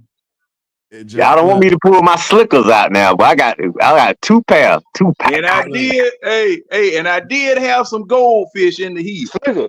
What you talking about? A rain slicker? No, I'm talking about my loafers, man. My loafers, my dress shoes. Yeah, you talking about the rain slicker. Goldfish in your shoes. I had the goldfish in them. I wouldn't even wear these in the rain, Winston. What was the move?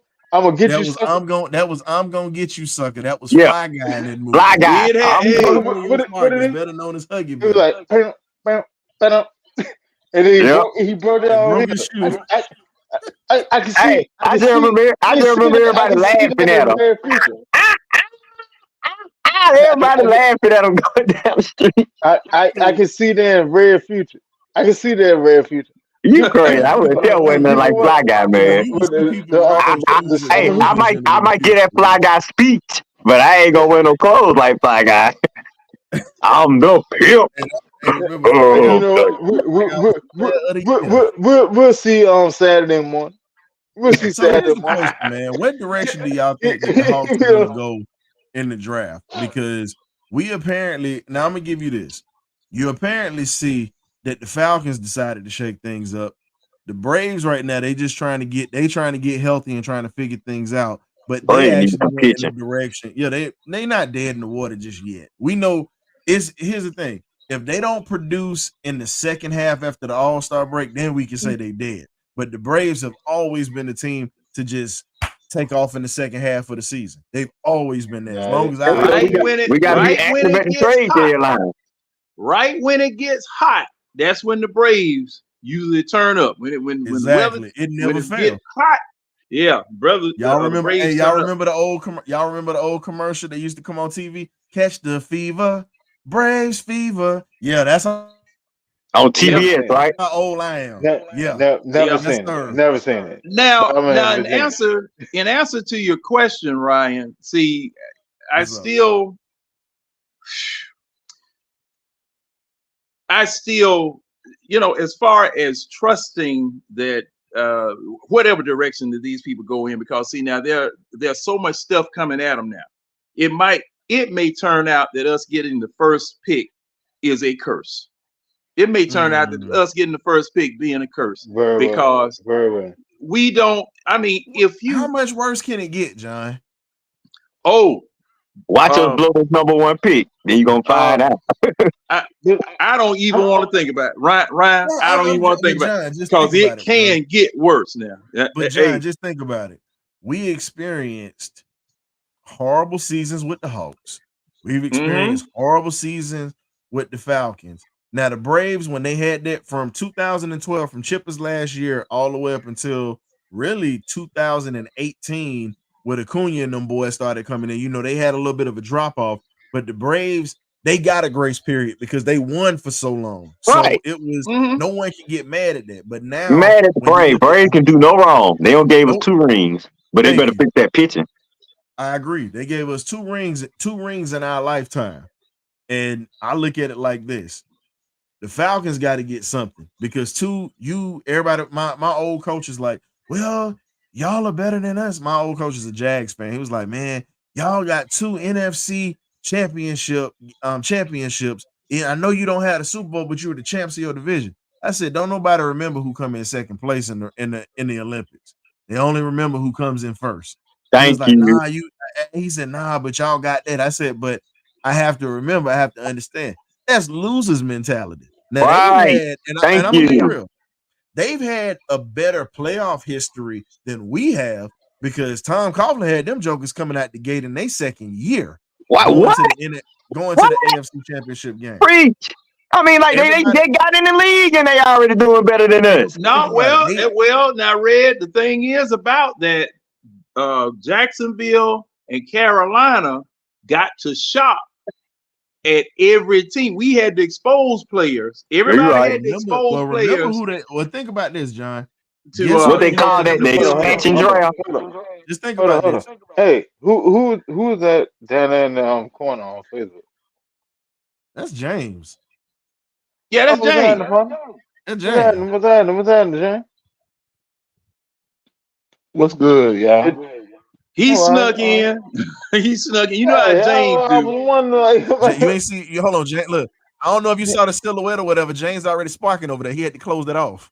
man, James sitting in the cut like Lethal Weapon.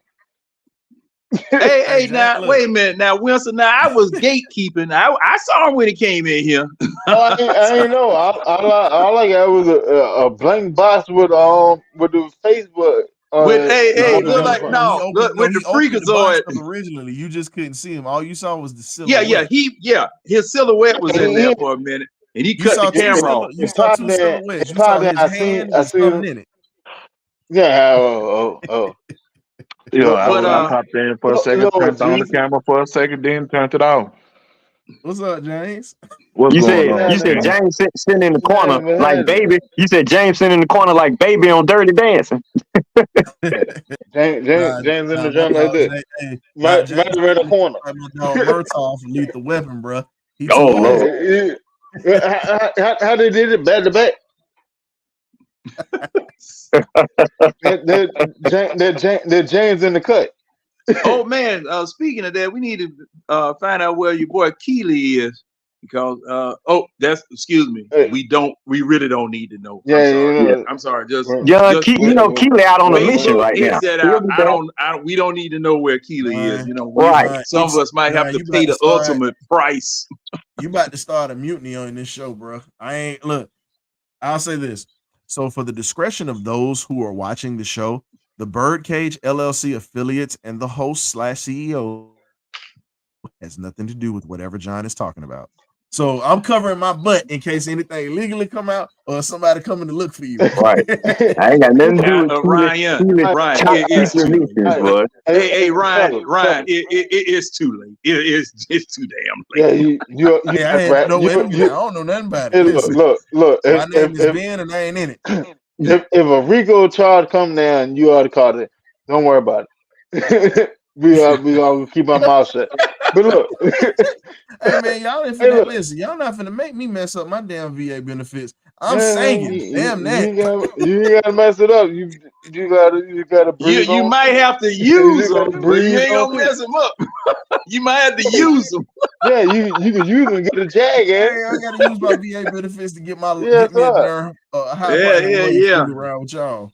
Hey, look, let me ask y'all this about the Hawks.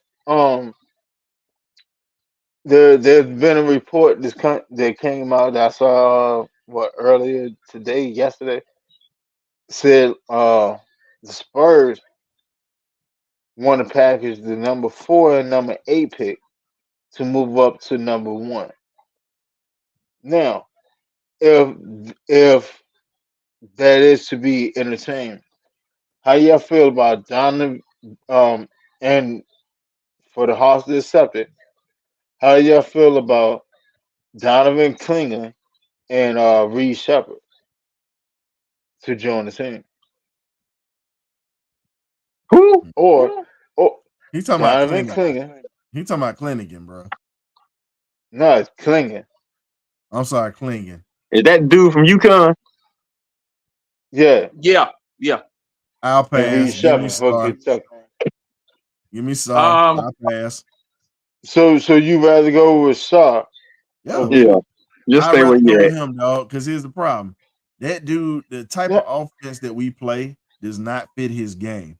And even though they won the national championship, you pretty much saw that he's a great player in that system. But if he was to come to Atlanta, he wouldn't fit what we do. He really wouldn't. And Ryan, hold on. This, let me ask this question now that Ryan said that. And what, pray tell, do we do? John, you took the words out of my damn mouth. All right, See, you might as well go ahead and take the young. You might as well go ahead and take the young buck star at the top because you need a 7-footer. Because here's the problem: Clint Capella is on his. You know I know Foot gonna be mad, but Clint Capella is pretty much out of the door. Oh, that's Once Foot, you boy. get that, when That's that, when, Foot's boy. no, I'm just no. Let's call it for what it is, John. Oh well, No, because here's the thing. You've said this many a days, and I've tried to give Capella that, but it's not the fact that he can't rebound or he's a defensive player. With the way that the game is now, you have to have somebody that's going to be on the inside that could also score as well. Because if Trey and DeJounte are off, if Jalen Johnson shot ain't falling, if freaking Bogey is, his shot goes to vacation in Siberia or whatnot, you got to have somebody else who can come in and put up points. Now, Vic Krejci, I'm okay with him staying. He earned his spot. I'm okay with Vic staying. But Trent Forrest, his ass got to go. He got to go. And who the first guy you said? Trent Forrest, he got to go. Krejci can stay. He'll be a guy that I would have coming off the bench. And everybody might say I'm crazy for this, but I would let Bogey play out his contract and then get him the hell up out of here as well. Oh yeah, Bogey can go. He was a part of that 2021. That all them guys that's dead now. It's time to put some new blood. Red, I'm gonna give you a guy. I'm gonna give you two guys that can come here and they could play and make an impact here in Atlanta. But we don't have enough picks to bring them here. But if they was to trade, now here's the thing: say if they was to trade off that first round pick, it's two North Carolina guys that I would go after. RJ Davis decided to stay back another year, so nah. I would go get Armando Bacot. Everybody keeps sleeping on that dude. He got an old man. He got an old man game. But you talking about that center? Yeah, the center. That center from North Carolina. He played from right down the street. No, I'm telling. Listen, from right down the street. I sat there and watched him while he was in high school. Let's be real. When the last time we had I'm gonna say it politically correct. When the last time we had a ninja? You know what I mean when I say ninja. When the last time we had a ninja playing in Atlanta in the paint? What do you mean? What do you mean? A stealth assassin? No, you ain't catch that. No. Real. You talking about a real ninja? Yeah, and I'm talking. Here's the thing. I caught it a long time ago. And he don't mind putting hands on you. The last time you had something like that was when Tree Rollins was here. Let's keep that a buck. Tree Rollins was the last dude that had an attitude that played in the paint. And Antoine Carter, them the last two dudes that had attitude that played in the paint. Hold on. Let me rebuttal that. Okay. Armando's not built like that. He's not built like that. Don't get me wrong. Like he's nice, working it down low and all that, but like the actual like aggression thing, like he's not built like that. And I'm telling you, his last 2 years, his first 2 years, I get it, but he could have fooled me. But the other I'm telling you something from somebody that lives literally like right down the street from me. Okay, I'll take your word for that. When he was in high school and shit, they used to play at the Seeger Center. Seeger Center is right across on the street from my condo. Yeah. Like I watched him grow up. He's not built like that. So would you say his counterpart? Would you say his counterpart is? Because it's a forward that they got on their team. He wears 55 and he got an attitude and he can play. I tell you this, like Armando should have been Mo Alley-Cox.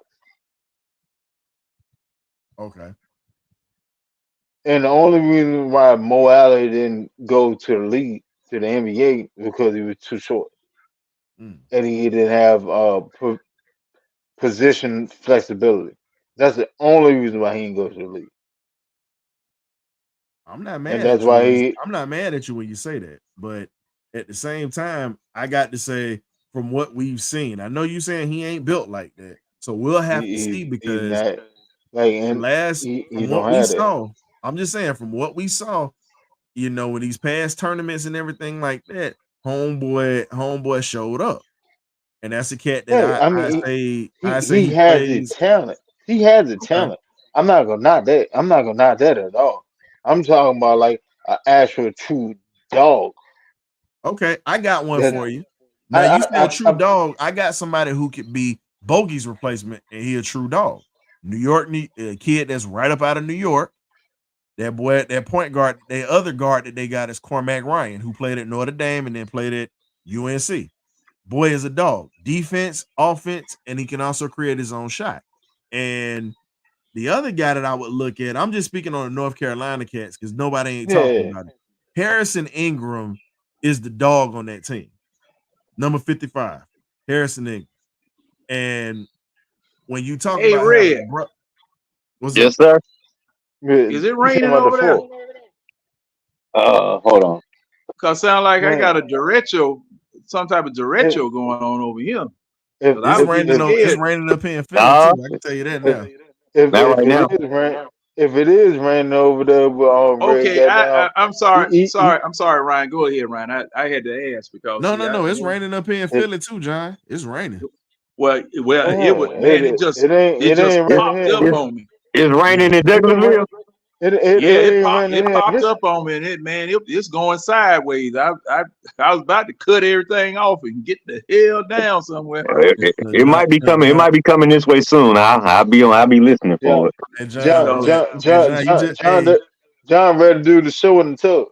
hey how the man, nah, no, you gotta understand how the old people say Hey, hey, when God doing his work, be when still. That's how the old people used to say it. you shut up and be still. So no, okay, hey, shut your go ass ahead, down. You Ryan. ain't got nothing to worry So, about. no, what I was saying was because I'm looking at guys that could be possible replacements because Mm, Cormac Ryan definitely showed out at Notre Dame. He hit the transfer portal and went to North Carolina. I think he would be a good replacement for Bogey.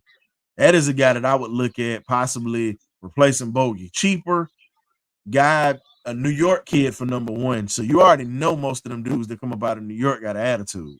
So Mm. that's something else you can have. And he grew up playing with brothers. They got that What grit too. what did he shoot from 3-point last year? Let me pull up the stats real quick. I'll pull him up real Uh, quick. Give me 1 second. hold on. What is that? Cormac What Ryan, gotcha. what was his 3-point percentage last year? Let me see. 3 Because point. if you're gonna replace Bogut, he gotta be able to shoot. So let's see. you can Cormac replace Ryan. Cormac Bogey with Ryan, let's see. So unfortunately, his stuff depleted because he pretty much had actually no, he had a boom. So I'm actually looking for that right now. So he What you went think, John? so he went for it. Let me see. Here you go. His 3-point percentage is 35.4 Hmm. last season. Well, you Coming out gotta of college, remember that this ain't too. bad. Well, you gotta remember this too. Cormac Ryan also had to distribute the ball a lot because RJ Davis was mainly the offense was running through RJ Davis and Armando Baycock. Harrison Mm. Ingram, who I talked about, that's the dog, was going in the paint, making his own shots for him, and just pretty much he got that old man type game. And he See, could yeah, shoot. but see, here's the issue that I have with him. Okay. Even though he can shoot, and he averaged 11.5 point, which is decent on the college level. Here's the issue: his assist is 1.2, and then his turnover is 1.2. So you're even out of the pack if you're not scoring. Well, you got If to you remember again, who did that offense go through? He got when he got his touches, he had to make them count because RJ Davis was the guy you that was running the point. you're not getting what I'm saying. If you have the ball in your hand and you're coming down the court and you damn out assist, but then next time you come down, you turn the ball over. You're not scoring at a prolific enough level to master it. Okay. Like that's like Russell Wilson. Prolific enough level. Not Russell Wilson. Westbrook. yeah, you talking about Westbrook. Westbrook? Yeah, Westbrook. I, Well, hey, look, I took a trip down memory lane, and we were talking about guys that came. You know what I'm saying? To live right the corner from him, man. You know what I'm saying? But Yeah, hey, you know Russell from down here. Wilson, he from right around the corner. I played him. But hey, Ryan, you're breaking up a little yeah, bit. It's kind of like that's not break. you got a little static in your How and about I now? don't know. Yeah, What that's about fine. now? There you go. I All right. can Now, what I hear was you. saying was, you got to remember, Russell Wilson's granddad was the president at Norfolk State when he was a little boy, and one of the guys who's gonna be coming on my show a little later, who was the head football coach, he's in 7 different Hall of Fames as well, was a man by the name of Dr. Willard Bailey. I know you know that name, Virginia Union legend, Norfolk State. He was the reason Charles Oakley. Red. Now that's red, doggone. No, I was saying this. So he was the reason Charles Oakley ended up going to Virginia Union, because Charles Oakley was supposed to play football. A lot of people don't know that. The coach that was there cried about it, and he was like, he was supposed to play at DN. Yeah, he was over there hurting folks. A lot of people don't realize Oak is about that. Yeah, he's all the way about that. And it ain't no half stepping in. Yeah, they had at Virginia Union, they had the first white coach at an HBCU coaching basketball.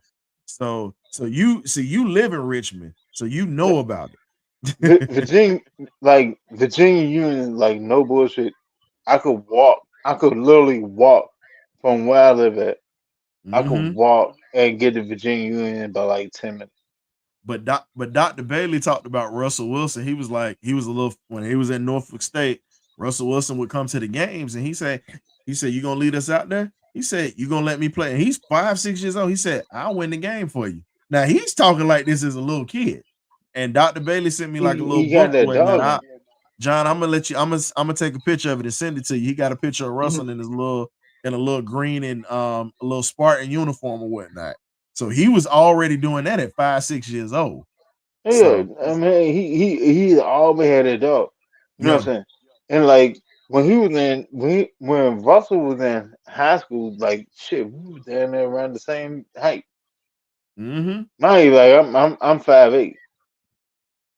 Russell, we was around like the same height. He's always had a dog. But if you ever sit there and talk to him, man, he is literally like the most humble person you will ever run around. And it's until you get him in something competitive. Yeah, if you put him on the field, that goes out the window. Outside that field, but it's something in the water with them boys that come. I got to give it to you. It's something in the water, and it's John, and I know this because I done been around it. It's something in the water with them boys that come up out of that South Virginia area. It's something about them. They different. They all that different. It don't matter what sport. They all break different. You go back to Moses Malone. You go back to Willie Lanier, who played right down the street. Lawrence Taylor, Charles Haley, freaking Allen Iverson. I mean, Ed Davis, the list goes on. Ed Davis, Michael Vick. All them boys is from down here. Yeah, it's something in the water when you talk about them cats that come up out of there. Like, I moved from Atlanta and moved to Jacksonville, Florida, and I was playing football in Jacks. And I tell cats all the time, don't get it twisted. Everything you hear about Florida boys is true. You know what I'm saying? I moved at middle school and played from middle school all through high school. So I got to be around it. I got to understand what that culture was like. And I tell jokers, like, when you see dope boys betting 5-10 grand on a high school football game, you know it's real. You drop a you drop a pass that could win that ball game, you might need a police escort to go home. That's how serious that is. Yeah, John. I mean, it get like that. You watch guys gamble $400-500 on a little league game like it's nothing. It's the same way up here. It's literally the same way up here. So so you understand that. I got to watch that. When you see a talent, it ain't like a young talent. It ain't like it. You got some finances from the only thing y'all drop is waste in the water, Chief. Y'all got a heavy presence down there, but it's okay though. But y'all got you got these Coast Guard boys around the way too. So don't forget about us. Ain't nobody worry about them. Hold on now. You ain't finna start that mess. You see that though? Well, All and day. hey, now don't think no gambling didn't go on around cheering. Oh no. Turn I on. Oh already know about yeah. Well, I know for a fact. I'm just ripping. MD Collins. I'm just ripping for the South Side. Hey, But John, my father, think about it. My father started off at God rest his soul. He started off at Westwood High School back in the day. He played ball over there. My aunt ran track there. He left Westwood High School and went to MD Collins. That's why Chauncey know my daddy, because they played together. And yeah, Chauncey will tell you, my father was a demon on the football field. He will tell yeah, you that. yeah. And He does oh yeah, tell me Chauncey that said all the time. Chauncey said it was big money that used to be bet on them games, especially MD Collins and Lakeside rivalry. Oh yeah, plenty money was bet on them games. Yeah, You're but not talking about going my back, uncle Chauncey King. Yeah. Yeah. Your Uncle Chauncey played with my daddy back in the day. Well, he Yeah. just been all over the place. Ask about Chris Walker. Everybody know about that joker in Go track go and in football. go go ahead, John. Oh, What you about well, to say? now going back to the Hawks for a second, I wanted to ask you guys, and hey, take your Maalox and your stomach medicine, because you know this is not going to be pleasant. Whew. My I'm However, right now. I Ryan, I can't read those labels. I don't know what the hell that is. This is Sertaline. This is for my mood. This is for my anxiety and my mood. I do take mood pills, just to give you a heads up. And I also and I suffer from chronic migraines. So I do take migraine medicine. I got a few things I take from the VA. They give you some good stuff. I Hey man, usually take Texas Pete. can you show that on YouTube? You got a I damn didn't Look, pharmacy. You know what? Nobody saw the label. They just saw the bottle, but I just let you know what it was. I just drink my water. I just Oh, Winston. You drinking what? Hold on. Are you wait a minute? Are you drinking water? Are you Wait a minute. drinking water? Hey, Water fermented with potatoes or corn or corn something? I'm just drinking my water. That's all it is. I'm just John, he drinking might my have water. John, he Man. might have that corn lick over Is there. that what they calling it now? hey, I Water. tell you what. Hey, Winston, can you hold a match? Can you hold a match next to it, sir? Can you hold a match next to it? No, hell no. Hey, you know what? That's liable to come through the call. That's liable to come through the phone call. All right, John, don't let Winston set himself on fire now. Hey, Winston, I gotta let you. Hey, Winston, I know I'm gonna probably head. Oh yeah, I got you, Chief. I know about those too. I'm gonna probably end up heading down Y'all to. already know the medicine I'm taking, so I ain't gonna have to. I know I'm gonna be coming through Virginia probably in the next like couple of weeks or whatnot, because I got a cat I'm trying to help get into Central International College down in Waverly, Virginia right now. And that's how I'm gonna do a little something with Dr. Bailey or whatnot. He's the president.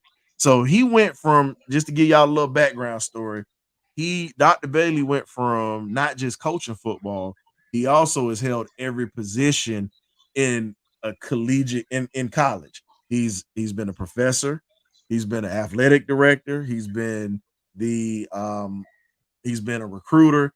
And he was doing all this while he was coaching. And now he's the president of a school now. He's the only coach in America to hold every position at a college. He's got it still. So, and he's in his 80s and he's still kicking and doing well. But he's running that school, Central International College, down in Waverly, Virginia. But I know I'm gonna be coming through there in a couple of weeks. So I gotta definitely look you up down there when I ride through, man. I ride the Waverly. I ride the Waverly. 95. I'm only like about 5 hours away from you up here in Philly. Yeah, it's 5.5. Yes, sir. So on the head. Man, oh yeah, Wilson will treat you halfway right when you come down 95. But I ain't worried about it. Look, I ain't worried about it. I still got my look. If he treat me halfway right, I'm okay with it. I got the other half from my mentor that's down there in Suffolk, so I'm good. Oh yeah. You said Waverly, like Waverly. Yeah, so the school is in Waverly. Waverly from me is shit. Waverly's like another. That's about another 2.5 hours, bro. 2.5. It's almost 3 hours away from. Yeah, John, how long is the ride from here to Winston House? from Atlanta? I would That's about. say I can tell you 6 that right off hours. the bat. About 7. That's a 10. But, That's yeah, an 11-hour drive. Not yeah, from okay, here. Not from here to Winston to No, because Richmond. you got John. You got to take. So here's the thing: if you going up to Virginia where he's at, you're taking 95 north, and if you take John 95 already came north, over. that's about an John 11 and already a half. came over. John already That's went about up an there. 11-hour drive, bro. Yeah, John already Well, came over. hey, now leaving Atlanta. Yeah. If you take and see, a lot of people don't know about this. Well, they probably do, but I don't go through Greensboro. I go the back way. You go through Tennessee. I know which way you talking about. I've done that. Yeah. Well, no. You can take 20, and 20 will throw you on 95 in South Carolina. And if you catch the traffic right and you just come straight on up, you avoid Greensboro, Durham, all of that. You avoid Tobacco Road going that way. Yeah. But the other way I was thinking you was gonna take was going up to going talking about 81. Yeah, when you go through Tennessee and stuff like that, man. Ray Ellis and 3 Dirty. Ryan, when you say you coming up? It'll be in a few weeks, man. I'm still working on some stuff, seeing what's up with the kid or whatnot, because he's getting his paperwork, finishing up his paperwork, and getting everything situated. Because, like I said, if y'all know any kids that need second chances and they're trying to go to school and want to play football or basketball or run track, Dr. Bentley's trying to get more athletes to come through them. Hey, Ryan, look. I know a kid. You know what I'm saying? He had a rough go of it, and we trying to do the best for him, give him all the opportunities in the world, and like he just can't capitalize on it. But if there's any way in the world that you can help brother Red right there beside you, the eye test would be highly grateful. I don't know how I can help Red. You saying he can't get it right? Hey, look, I'm always helping. See, you know, now this is ridiculous. See, the man is just being peppered and don't even know he's getting holes in his back. Red, your partner over there. Which way you go? Your partner over there. You didn't hear him shoot you. Red halfway asleep. That's the whole reason why I said it. At first, I thought he said Ray. I thought he was talking about Ray, but then now we talking a little bit about. Now here's something that's gonna play into the Hawks. And really not even just the Hawks, but in sports in general. Now the other day, Florida, and there's gonna be a lot of high schools following suit because California's on it. I know Pennsylvania gonna be on it soon. Jersey, everybody's getting ready to start getting it. Florida ended up getting the NIL pass for high school kids to get money. Jamie French, who pretty much is in the top 5 in the receivers in the country. He decommitted from Alabama. He's still trying to figure out where he's gonna go. And here's the thing. So if you're a Georgia Bulldog fan who came out of the same school as Carson Bay, which is one of the rivals of my old high school down in Jacksonville, the hell with Mandarin. But all I'm saying is this. He signed a deal. Now, I don't know if he's going to get this money up front because he's a minor. And I know with laws, you have to get emancipated to be able to get all of your money or your parents are going to be in control of your funds. He inked the deal for $207,000. $207,000 with American Eagle. High school kid. He ain't even touched the field in college yet. Now, he's one of the best in the state. Don't get it twisted. He's a 2-sport athlete, track and football. Really good. But my thing is this: these high school kids now, they already don't like being, and now you're getting ready to give them money early. I'm talking about too early. And now you're messing up the purity of high school to when they get to college, man, I need my money. And they're pretty much amateurism is dead. And don't think that it's not going to trickle down to the Pop Warner level pretty soon. Don't think that that's not going to happen. Right, so, if you had tuned in like early at the beginning of this show, I literally said the purest form of sports right now is WNBA because I ain't it even just gonna say. set Look, it. I ain't even gonna say that it now because, as I just said, high school kids now are getting that, and then you had think about it. that's why I said it's WNBA because No, because Winston, you think about it. you put like the kid you just said. Yeah, He's making as much as a WNBA player make on their best season. but look at the high school girls now. Look at the money that they're making on NIL deals. I'm talking about in You, college. Think about look at the money yeah, they're making in college now. but You got a couple of you them making you a couple you of millions of dollars now. you're not catching what I'm saying when pure. When I say pure, it's for the love of the sport and not about the money. The purest form of any sport is right now WNBA and then Probably baseball. track. No, track. It's Track and track. field, they don't make money like they used Track and to. field. That's been That's what I'm fizzled out. saying. You're doing it for the love of the sport. Well, a lot of the love done went out of the window with with a lot of these women in the WNBA. Most of the girls that's getting there now, they're happy to get that money because there's a lot of them that weren't getting that NIL deal. Like the top dogs that's in college basketball right now, like your Angel Reese's and all these girls. Now, just think about all the other girls that was stars before, like Diana Taurasi and all them. Hey, John, Man, they would be your barber media. got you right, man. Your barber got you right. No, I'm just. Thank you, I appreciate it, bro. No, I'm talking to John. Say what now? He said I your said, I barber got you said, right. I said your barber got you right. Will you stop Oh, well, interrupting that's Ryan for these silly Yeah, comments? I'm just saying. Winston, all I'm saying is this, bro. When it's you a look Yeah, at very go ahead, easy go ahead, job. bro. Winston, all I'm saying is this. When you look at it, most of the girls that's going into the WNBA now have made more money in college than they'll ever make in the pros. So the Exactly. love of the Angel game Reese, is them not hoes it's a some girl. business now. And most of them are gonna play overseas to get more money. But now here's the thing where that money starts. Now that you got some states that have approved NIL and you're talking about some girls who can just hoop like that, they're gonna start getting local businesses to give them money, and you're gonna start getting places like American Eagle, Nike, like you're gonna start getting The endorsement. businesses that are You're gonna gonna start get funding these endorsement. girls. True, And so when they get to true. college, think about it. You've already taken the purity out of high school now because now they already seeing that kids can get money. These Case in kids are point. going to be spoiled before they even get to college, bro. Case in point. Now, if the kids is already getting NIL in high school and Mm-hmm. in college, and then the lowest grossing sport is WNBA and track, because Mm, you gotta look at it.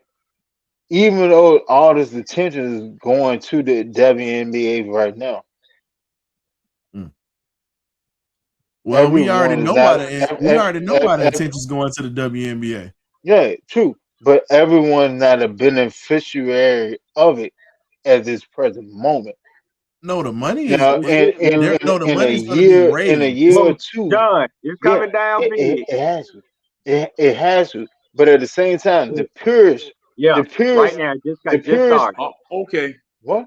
I told you You it was talking about coming the my way. rain? You good? Keep talking, Winston. Yeah, but like the purest sport is track and WNBA right now, as of right now. With all the circumstances going on, all the NIL deals is going on, and all this stuff, like the purest form right now is still WNBA and track. Now, But if me I'm and gonna you, give you this. if Ryan, if me and you had this conversation in about a year or two, Yeah, that money gonna be up because the ratings are going up. People are gonna be spending. Think about it. New fans of the WNBA are starting to spend money. It's just, I give you In this. 2 or It's 3 just years, like Major League Soccer. Major in League 2 or Soccer 3 in the years, United States has finally grown. It took a few years, but it's finally grown to where it's yeah, starting to become it's already $1 billion industry in America because of a lot of the foreigners that bought. it's starting to rival the Yeah, fever of and European soccer. oh no. We ain't rivaling that yet. No, no, You talking about over it's 100 on the way. years. Yeah. It's on the way. They It's definitely well on the way. let's you put know it this what? way. Now I'm gonna tell y'all. I tell you what. Let me say And something about that, Wilson. John and Rick, y'all both down in Atlanta, well, close to Atlanta. What is the one sport event that sell out in the band outside of the championship game? SEC championship. Yeah, outside of that, what is it? It's the soccer. It's soccer. You got soccer. It's soccer. That's what I'm saying. Well, here's the other things that sell out. Well on its way. Well, there are some factors that are involved in that because, see, number one, and it's one of the things that I always was fussing about when the soccer team came here. Okay, when the Atlanta Falcons moved into the Mercedes-Benz Dome, the only way that you were going to get a ticket to all of the home games, you had to buy a PSL. When the Atlanta United came down there, they were giving away $35 tickets, and you could buy them on a game-by-game basis. Now, that was because they were a brand new franchise and they didn't start winning yet. But when we started winning, you pretty much saw that the ticket sales started to go up, the jersey, the paraphernalia, because they've been able to house a winning team. Like, let's just be real. The Atlanta United ain't even been in the league 10 years yet. And they already got a championship. Their first 2 years in the league, they go to the playoffs. The third year, they go the year after the Dogs lose the national champ. The same year the Dogs lose the national championship, the Atlanta United win the Major League Soccer championship. And honestly, the whole city went nuts because we won something. Seriously. And see that's the problem. That's the problem. You built a fan base on the cheap ticket versus the team that was here. You having to sign up for and I ain't talking about the cheap PSLs.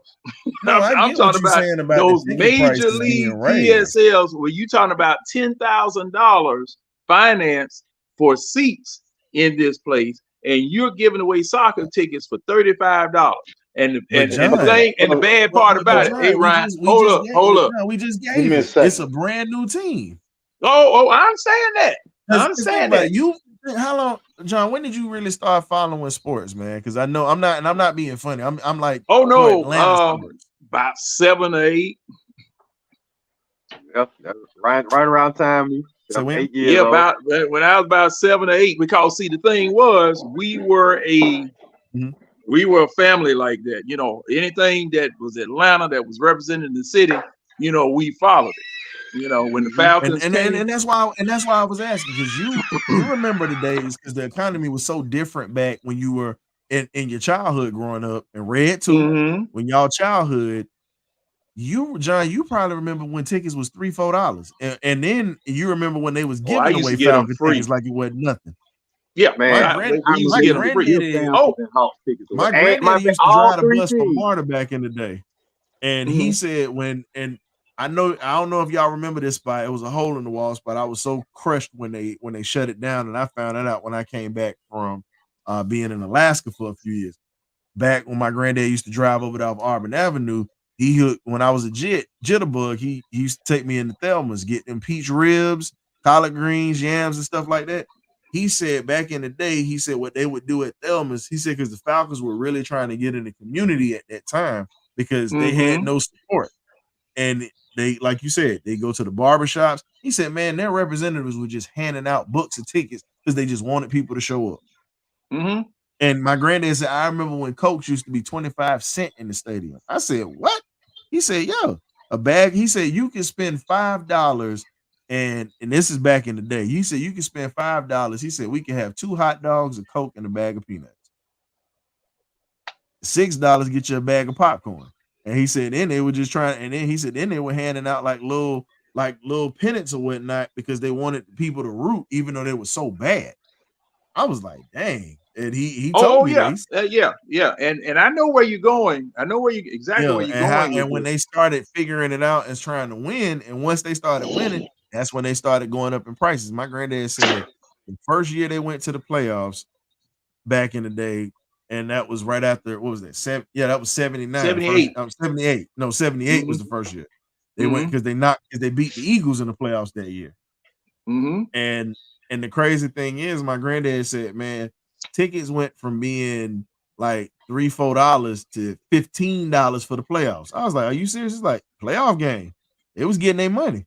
Because he said they had to, what I didn't know, Damian Mitchell, and I know y'all know who he is, Jim Mitchell's son. He talked about it. He said, my dad got a bonus check for playing in the playoffs. And he said, and they weren't making that much money. He said, my dad was working a regular job, but he also was playing football at the same time. Because Bobby Bell talked about it. Like, and this was the thing, like my granddad was telling me, and I'm a reference to Bobby Bell, legendary Hall of Fame linebacker that played for the Chiefs back in the day. Bobby didn't just play for the Chiefs. He said he also worked at General Motors. He said, man, once I got done with practice, now just think about this. You get done with practice and everything, and you running over to the General Motors Ford plant to work on the floor for 12 hours. 12 hours. And this man is a professional football player at that time. Larry Little, who we had on our show, Hall of Fame offensive lineman that helped the Dolphins go 17-0. He actually was a school teacher. He just retired.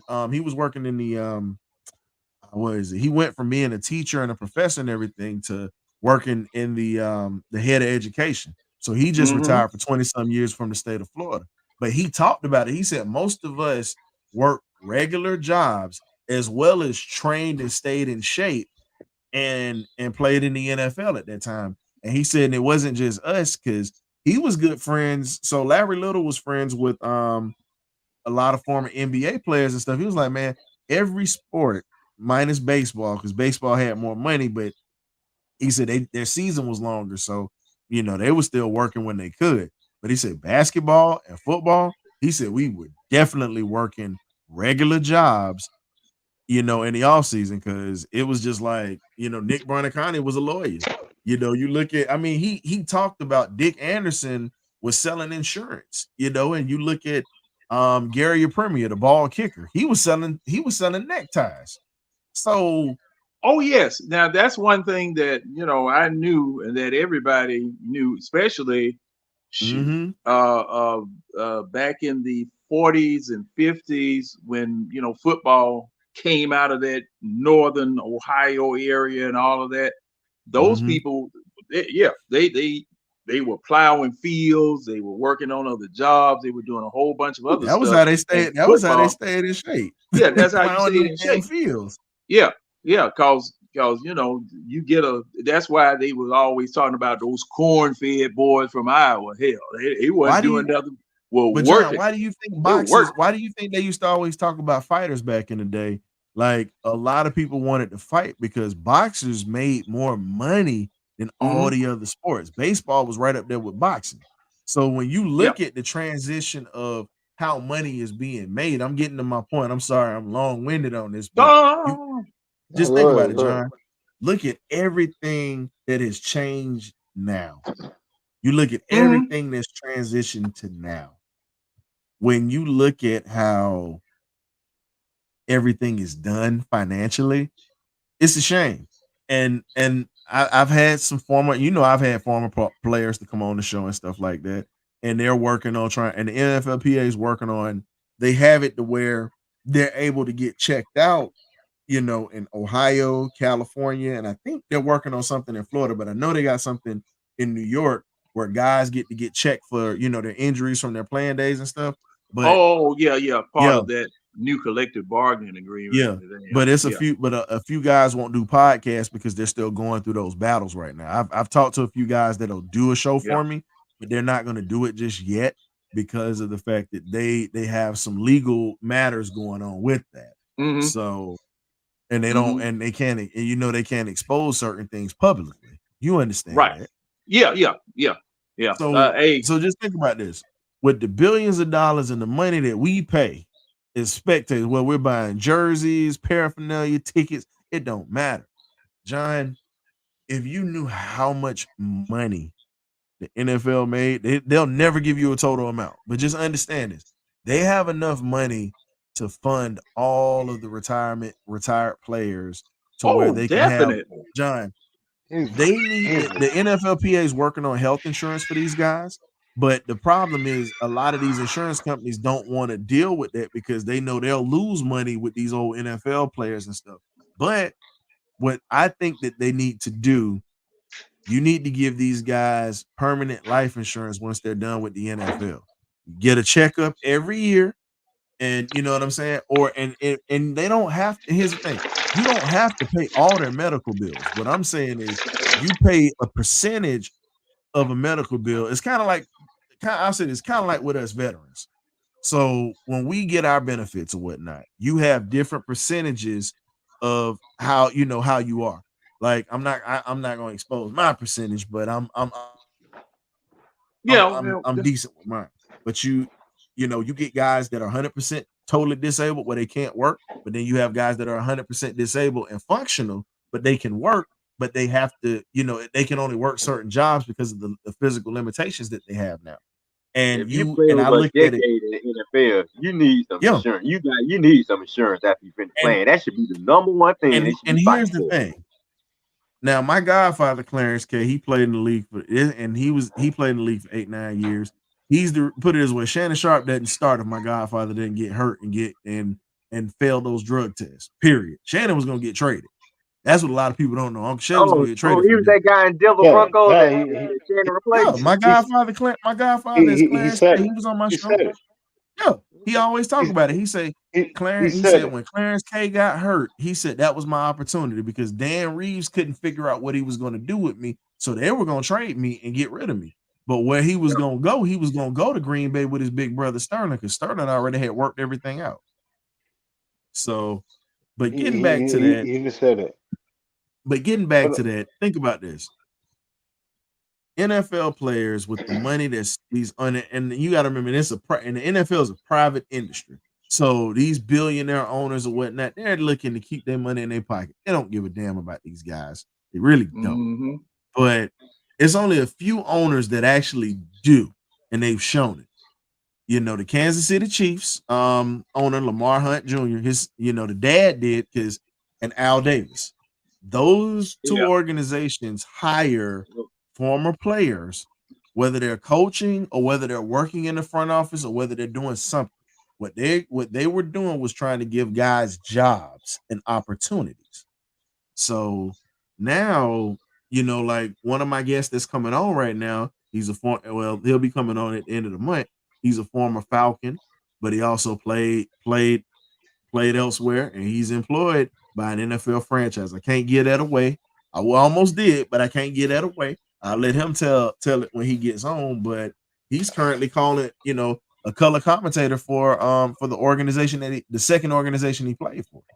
So when you look at it, a lot of guys have a hard time with breaking away from the game. And once you break away from the game, physically, you're not the same. And you need assistance. So the money that we spend on those PSLs and stuff, I feel like that expensive money needs to be put in a pot league wide. It needs to be a pot that's set up for all these players to get medical treatment to where even if you don't pay their full bill, you pay a good portion of it and they can cover the rest. Or they figure out payment plans for those guys to do that with their retirement checks because they get a retirement check and a stipend. They should give them the same package we have at UPS. At least that. It should be more, but they should at least have the insurance package we have. Watch this. Because we pay a deductible. They should. Man, look, all NFL players should have medical coverage. As much as they do for this game through life. Point blank period. Yeah, like if you look at it, there's 32 teams. The pot is split between 32 teams, and the other half is your salary cap. So just imagine what the owners are getting. When we sitting there talking about, the salary cap and raise and all this other stuff, imagine what the owners are getting. Now, if the owner's pitching, it's not what they're getting. It's not what they're getting. That ain't the problem. They gonna get their money. The problem is these teams and the NFL itself. Think about it. They're expanding the game to different countries. You know how much expensive that is to be able to house games over there and have everything else that you got to do. That money could be used to. Because think about it. Look at all the hospitals we have in this country. That's exactly where I was going. Okay, no, I was just gonna say, but look at all the hospitals we got in this country. You mean to tell me that y'all can't set up a payment plan where y'all give them X amount of money in different regions or whatnot? Midwest, South, Southern, Northeast, whatever. Where these guys they don't even have to do that because, like, to be honest, you gotta think about it. All right, well, a lot of people don't understand players' salaries. A player has to pay. They have to pay taxes in every state that they play in. Not Florida. Yeah. Or New Hampshire. Yeah, like Florida, Texas, shit like that. Like, you don't have to pay that. But every state that you play in, if you play a game, a away game in a state, in a city or whatever, you have to pay their taxes too. Because you earn income in their vicinity. In their state. Yeah. So all that trickles into it. Now imagine you like Justin just got what 4 years for 110 guaranteed. Now when you break it all the way down and look at it, he's probably gonna end up with like 65, 75 million after tax. You gotta pay state tax, the state that you operate in, every state that you play in. You gotta pay athlete tax. You gotta pay an athlete tax. You gotta pay federal tax. You gotta pay it's something else. I can't even think about it. But anyway, here's how it works. If you have residency in one state and you play in a whole nother state, that's the state you work in. It's just like this. You would pay taxes on the state that you have residency in, that you live in. If you're working in another state, you let them know that you're working in another state. You can do that. You can actually do that. You can actually have a job in another state and work somewhere. You still have to pay the tax for an NFL player. You want me to tell you why you don't? For an NFL player and an NBA player, you have to pay tax in every state that you play in. If you, I'll give you this because let me look at that. I'm gonna be doing a little research back here. Go Google. For an NFL player and an NFL player, you have to pay tax in every state that you play in because you earn income in that state. But why do you? But here's the thing, though. It depends on the state. If you're in California, yeah. If you're in Florida, that ain't gonna fly. If you have a Florida residency and you are working in a whole nother state, you're not paying. And I'm telling you this, it's not just NFL, because guess what? I'm one of the ones who live. I got a Florida residency and I live in Philly. And I'm telling you, and I work for the federal government. I'm about to Google it right here. I mean, I'm just telling you. And here's the thing: it's not just me. It's many people who have residencies, but they also have jobs in other places, but they travel all the time too. So they're not always paying that.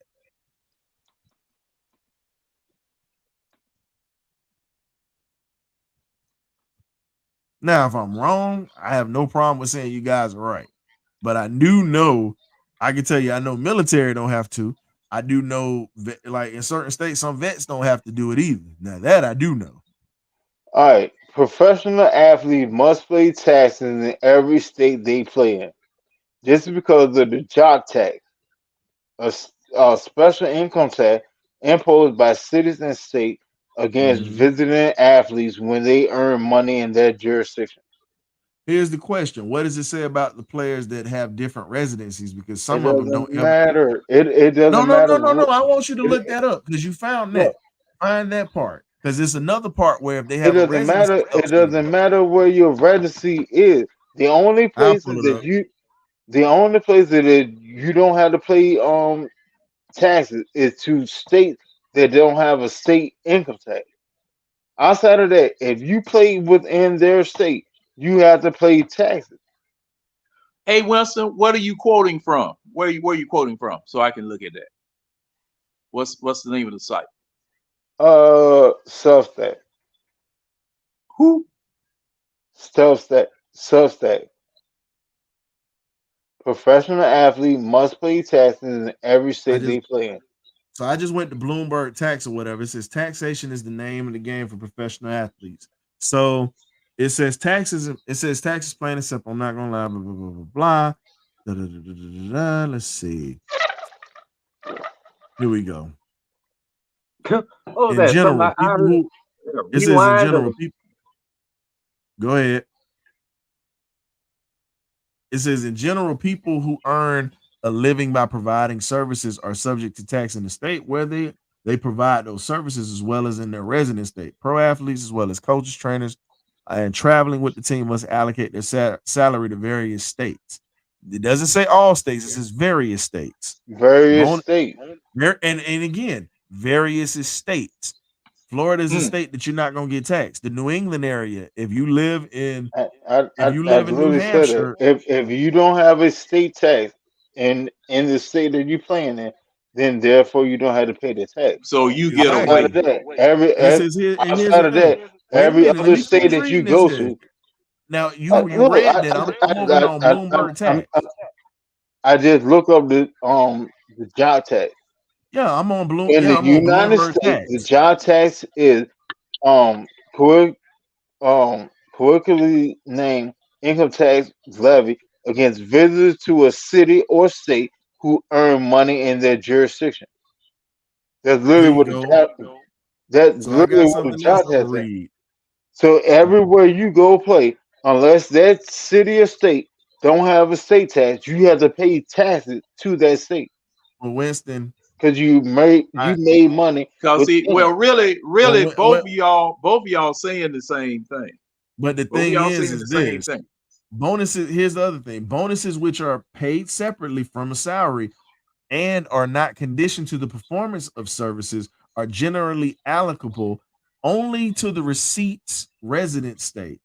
Endorsement income. It says endorsement income requiring a player to appear in specific location will be subject to tax in that state, while endorsement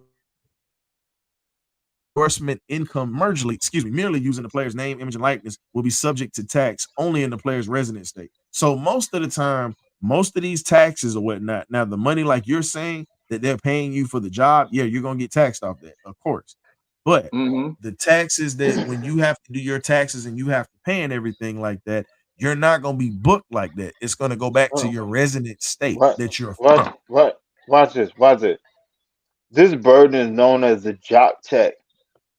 Professional athlete owe a portion of their salary to most states and cities that they visit, even for a single day. Unlike, say, a nurse practitioner or a graphic designer, jurisdiction knows exactly when athletes are in town. They know how much they make. Chief just backed me up on this one. Thank you, Chief. Home of record. It's wherever record. Now hold on. John, I'm about to send this to you right now. Okay. Now, from what I'm hearing, you have to pay taxes in everywhere that you play. But hold on, y'all. If I'm an Atlanta Falcon, every state that I go play, I have to pay tax. Point blank period. Unless that state doesn't have a state income tax, I have to pay taxes to that state. Okay, now this is what I'm getting. I just sent it to you. Okay. All right. Now this is what I'm getting.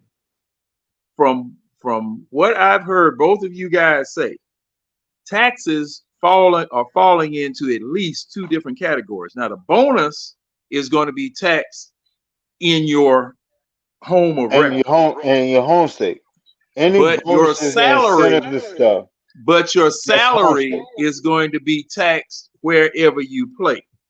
Yeah. So like, Yeah, when you am when I you correct? when Am I correct, when both you, Yeah. Ryan and Yeah, when I'm not when you arguing when with you you on that. when That's what when I you was just when you saying. get your game check, when you get your game check, say, all right, you're Atlanta Falcon, and you go play the Cincinnati Bengals, you get a game check for that game, but you earn income in Cincinnati, right, so you have to pay Cincinnati tax for that Cincinnati income. tax for that. All Wait a right. minute, Also, wait a minute. but hold on, but it Okay, Okay, also okay, so then after that, you go play the Houston Texans.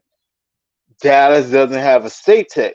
I mean, Texas doesn't have a state tax. okay. So So you won't be therefore, taxed. You won't be taxed no. there. you're not going to But be here's the taxed thing: they're in not gonna Dallas. charge you the But full then price either.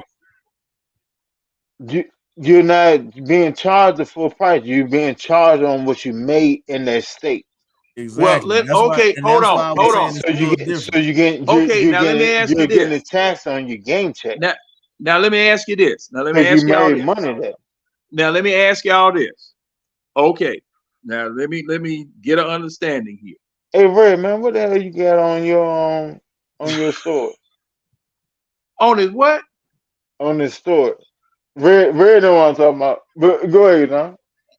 But what I want to understand. Okay, say for instance, I'm playing for the Falcons. I go You play and for the Falcons play. I in New go England. and play in Washington D.C.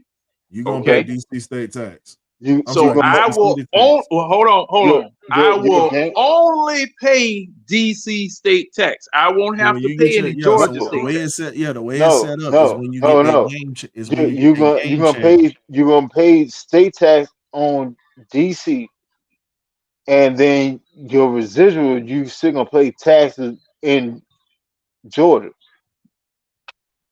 But Georgia gonna wait till all your paycheck are lined up.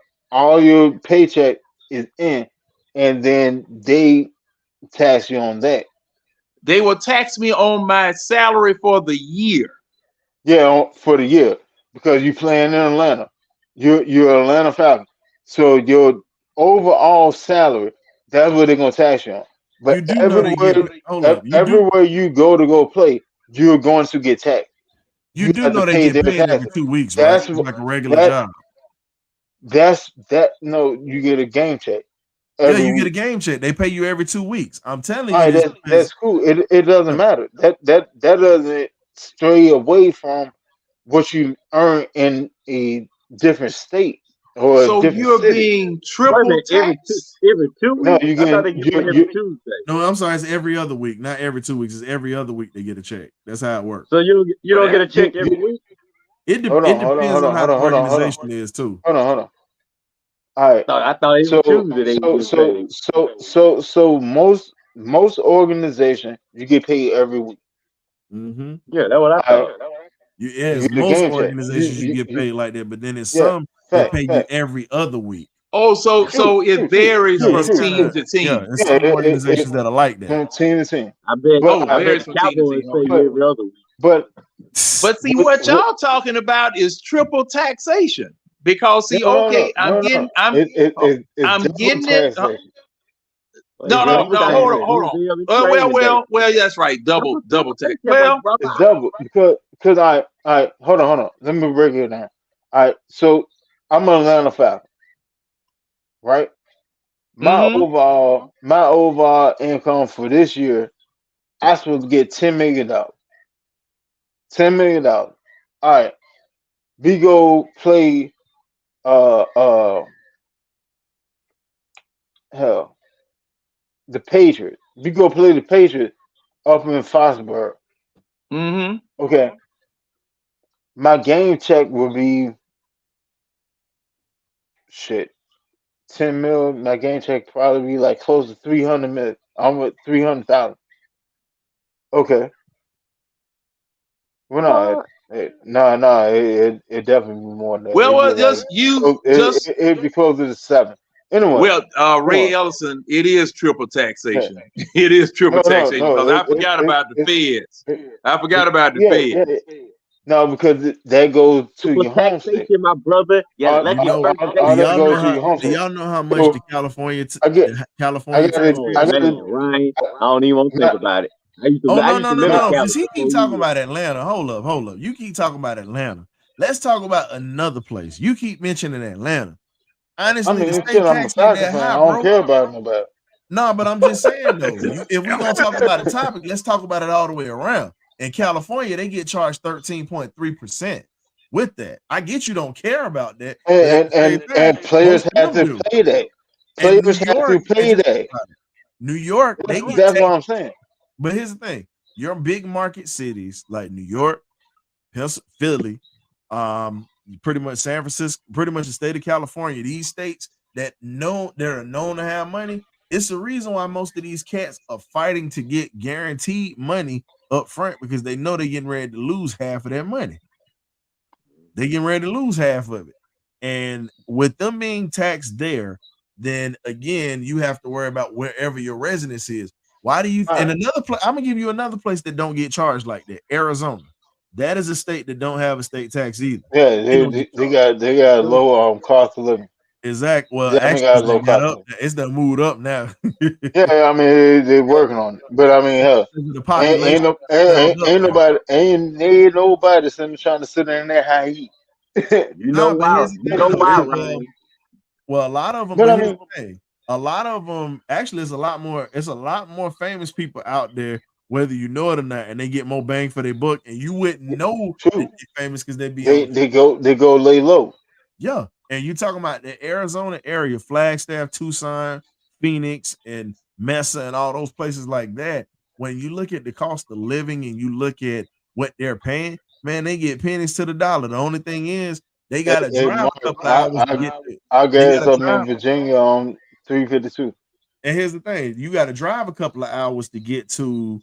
You got to drive a couple of hours to get to LA to go to the beach, or you got to drive. You want to drive to Vegas or whatnot, or you drive to Colorado. So they literally are in a happy medium with everybody, but at the same time, they get they living life comfortably.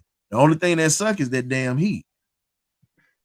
But But again, like I see what you're saying. 330 up. When you look at what happened with Cheetah, yeah, he gets no state tax or whatnot. But at the exactly. end of the day, and that's why I said when you have a residency or whatnot in a certain state or whatnot, if you're playing somewhere, why do you think you see most players living in Texas, they living in Florida, or they living in Arizona for their main residency? Look at Shannon Sharp. Shannon Sharp lives in Atlanta. Yeah, because He he know his lived taxes are in cheaper in Atlanta. California. He stayed in California Yeah. and do business and do his show. Well, he do a show from California, but Yeah, he first has a state he residency in do it. Atlanta, but he worked. This is what I was saying earlier. You Hey, you like just you totally bypassed what I said earlier it's, when I made it's that all about comment. the taxes. Yeah, that's what I'm saying. You bypassed that when I first said that because you were so I hell ain't bent on bypassing. proving their I point. just said that there's a job tax and that will everybody get paid. I ain't But bypassing what you said. but here's the thing. With him, with him, It's let me interject in he, here for a second. Now, all right, let me throw this pepper in this soup right quick. If you have a don't you start. If you have a house, is that residency? Yeah. You Yes, have to have a house, or wait a minute, if you don't have a house, what you would have to have, you would actually have to have at least a major mailing address. bills. You have to have major Yeah, bills coming to a going residency to a going to an and address. not it's like how we have in the Established military. resident. Like It's like sitting there trying to file for social service. Like you have to establish residency somewhere. Now, where you do it, that's why a lot of players live in Texas because Texas doesn't have a state tax. So well, I can get remember, my Now, earning. I'll I can break get it my down even earning. simpler for you.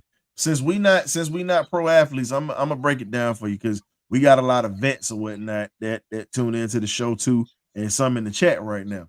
For us, what you have to do when you get in, you have to give up power of attorney to somebody you trust. And now if you don't have any living residents, there's one thing, but you got to give up power of attorney, which I had to do to my mom. I had to give up power of attorney when I went in. I still was able to keep my Florida residency. Guess what? My first duty station was in Portsmouth, New Hampshire.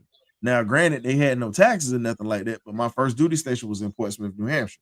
I was working in New Hampshire, but I was getting charged Florida state taxes. You can work in a whole nother state. You can do this. You can work in a whole nother state, make money. But when it comes tax time or whatnot, you could be charged for whatever state that you have your residency in. And that's what I was speaking on, because a lot of people work in different places. Like you have people that live here in Philly that catch the train or drive down to DC to work every day. And you know, that's an hour and a half, almost 2-hour drive with traffic. But without the traffic or whatnot, you know, it's an hour and a half. They work in Maryland, but they live in PA. So I can tell you up front, a lot of this goes on all the time. So you have a residency established elsewhere and people work and pretty much do their taxes for the place that they have their residency, and that's where they're charged. So they're not going to be overcharged, and they're not going to be overcharged in the state that they live in. Like I can tell you right now, like I said, you got to make sure that you do have bills that you're paying in that state that you are claiming residency. And I ain't talking about one, I'm talking about multiple bills. That Ryan, this is where we disconnected at. Okay. Because I understand what you're saying, and you're 100% correct. So are you. See what I'm saying? It's the whole thing. There's a job tax. That's literally the name of it, a job tax. And with their job tax as a professional athlete operating within the United States. I agree. What? Let him talk. Tommy, where you work at? Oh, You ain't got no job, Tommy. No, but I mean, like with that job tech, it just, to me, it's absurd, but it does. But at the same time, I can't understand it, because like you're going to another state and you're making more than most people yearly salary in one day. So I understand. I understand that state want to tax you. I can understand that. No, and like I said, I think you were perfectly correct on that. And it wasn't like they were saying. We were just saying it from two different ways, because you weren't wrong in what you were saying, because yes, you do get charged. You won't either, brother. Nah, it was just I wanted to make sure that folks understood, like, nah, you can work in another state, you know what I'm saying, and still get charged whatever, charged whatever your state is. So your home state, whatever that is, your state of residence of record. Exactly.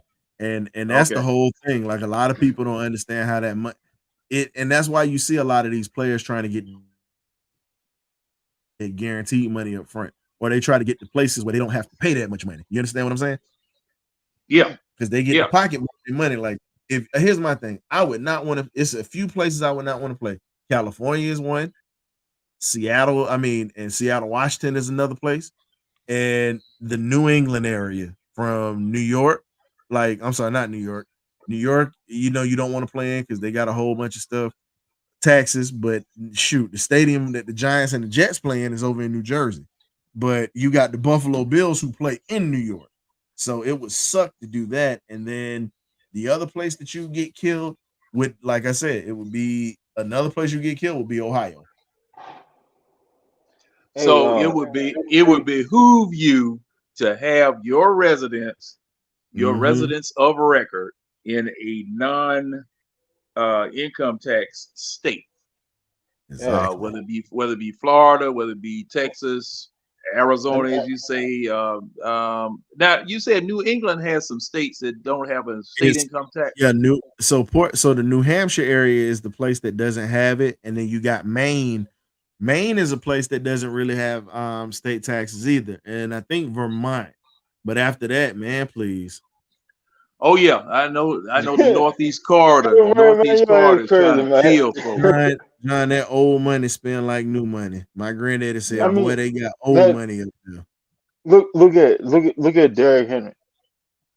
Derrick Henry just went and bought a house in Texas, Yeah, roughly about an hour away from Dallas facility, on but purpose. but never said they had a conversation with Dallas while he was in free agency. See what I'm saying? On purpose. Like your base salary, because he know he got to pay the taxes to the other states while he playing away from home. He's gonna save more money having this residency in Texas because Texas doesn't have a state tax. At this point, it's all about saving the most amount of money that you can to move forward in life. Look at Adrian Peterson. Adrian Peterson didn't do that. He all over the place, but he had a house in Texas. He had a house in Texas. Well, AP And is from Texas too. Yeah, he's from Texas too, and he bought a house in Texas, and still tricked his money up. Look, oh, Chief. Yeah, Chief. Like, But AP, he down bad. What's going on? Good days. Yeah, who he talking about? What? Good days. In the chat. Welcome. Please hit that like and subscribe to us, man. Well, gentlemen, I thought, hey, Wilson, I thought you had something to do tomorrow. Talking about I do. Hey, you sleeping? I ain't worried about it, John. I'm off, so I'm good. That's why I said I'm good, but I'm not gonna keep this thing going because I gotta finish. Gotta get stuff ready for tomorrow night because I already know that y'all jokers gonna come into the cage and y'all gonna. I'm gonna have to have my. I gotta have, look. I got to have. I gotta put on my. I gotta put on my Debo attitude. You better be ready. I already see. I ain't got Winston started, and I know you gonna get started. See, Red quiet right now. Red ain't gonna be quiet tomorrow. I already see how this go happen. Game day? No, I ain't gonna be quiet. We gonna be talking and see tomorrow we really gonna talk about some of the things that's going on with the Falcons and just really, and my thing is I really want a fan perspective. I know it's been a while since we've had like the fans us connect with the fans because we've had a couple of interviews to come through or whatnot, which have been good, and we got some more coming up. But we definitely want to kind of connect with the fans and other content creators and just really hear their side of things after the draft at this point and what they want to know what's going on. I mean, what they want to know. What time you gonna get started tomorrow, Ryan? 8 p.m. You already know, same time. But what we're gonna do, we normally have it for an hour. I'm gonna extend it to probably like an hour and 20 minutes tomorrow, so we can get some extra time because I know people are gonna want to talk about the team going to Savannah and really having an outreach with the community and everything like that. So it's a few things that we got going, man. Yeah, because you know what? It's the other thing that we didn't touch on tonight, but one thing that we are all waiting on is punishment time. Are we gonna get whooped? Right. John, during the day? Are they gonna wake us up? Are they gonna wake us up out of a sleep and whoop us? John, they gonna beat us like a redheaded stepchild because think about it. The Dolphins got punished, and this is one of the topics I'm gonna have, but I ain't gonna get too deep into it. Think about it. Exactly what I've been saying. Think about it. But the Dolphins entertained Tom Brady. They had him on a yacht. They entertained him. We didn't entertain this dude. He only had a conversation. So two. Because it came out that he talked to the director of player personnel too. They say so he done had two conversations. read now. Everybody want to get on Mike Florio. Oh, Mike Florio's a Minnesota guy. Here's the thing. Yeah, Mike Florio worked for Minnesota. So what? Understand this. He's a valid source from the NFL. Yes, and let's keep this a buck. Kyle Pitts had his hand in the cookie jar as well with trying to coerce Kirk Cousins there. I had a disagreement with one of the guys in my group because he tries to he protects Kyle Pitts like Skip Bayless protect the Dallas Cowboys. Can't do it. Kyle Pitts. I'm just being honest, dog. Complicit. He's so complicit. Thank you. And the only reason why he's not getting taxed is because he's already on the team. But if there was a way to tax Kyle Pitts, Boost would be smoked along with Kirk Cousins. If Kyle Pitts wasn't a first round pick, his ass would have been out the door if he'd have pulled some mess like this. Only reason he's getting the pass is because he's a first round pick. I'm about sick of his ass. He better produce this year. I'm a really Red, you so before we had fell out, we done patched it up or whatever because we were like going back and forth. But remember, I said this when he first got drafted. You laughed at me when I said this.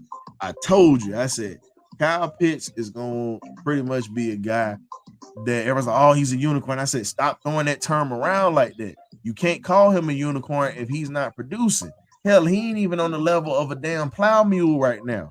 But a lot of people want to say we hate him, but it's like, oh, well, he ain't had no quarterbacks. Okay, when he had passes that was put in his hands, how many of them did he hold on to? Of Mark Andrews right now. To me, this thing, Steve, right now, he's not even there. He has the potential to get there.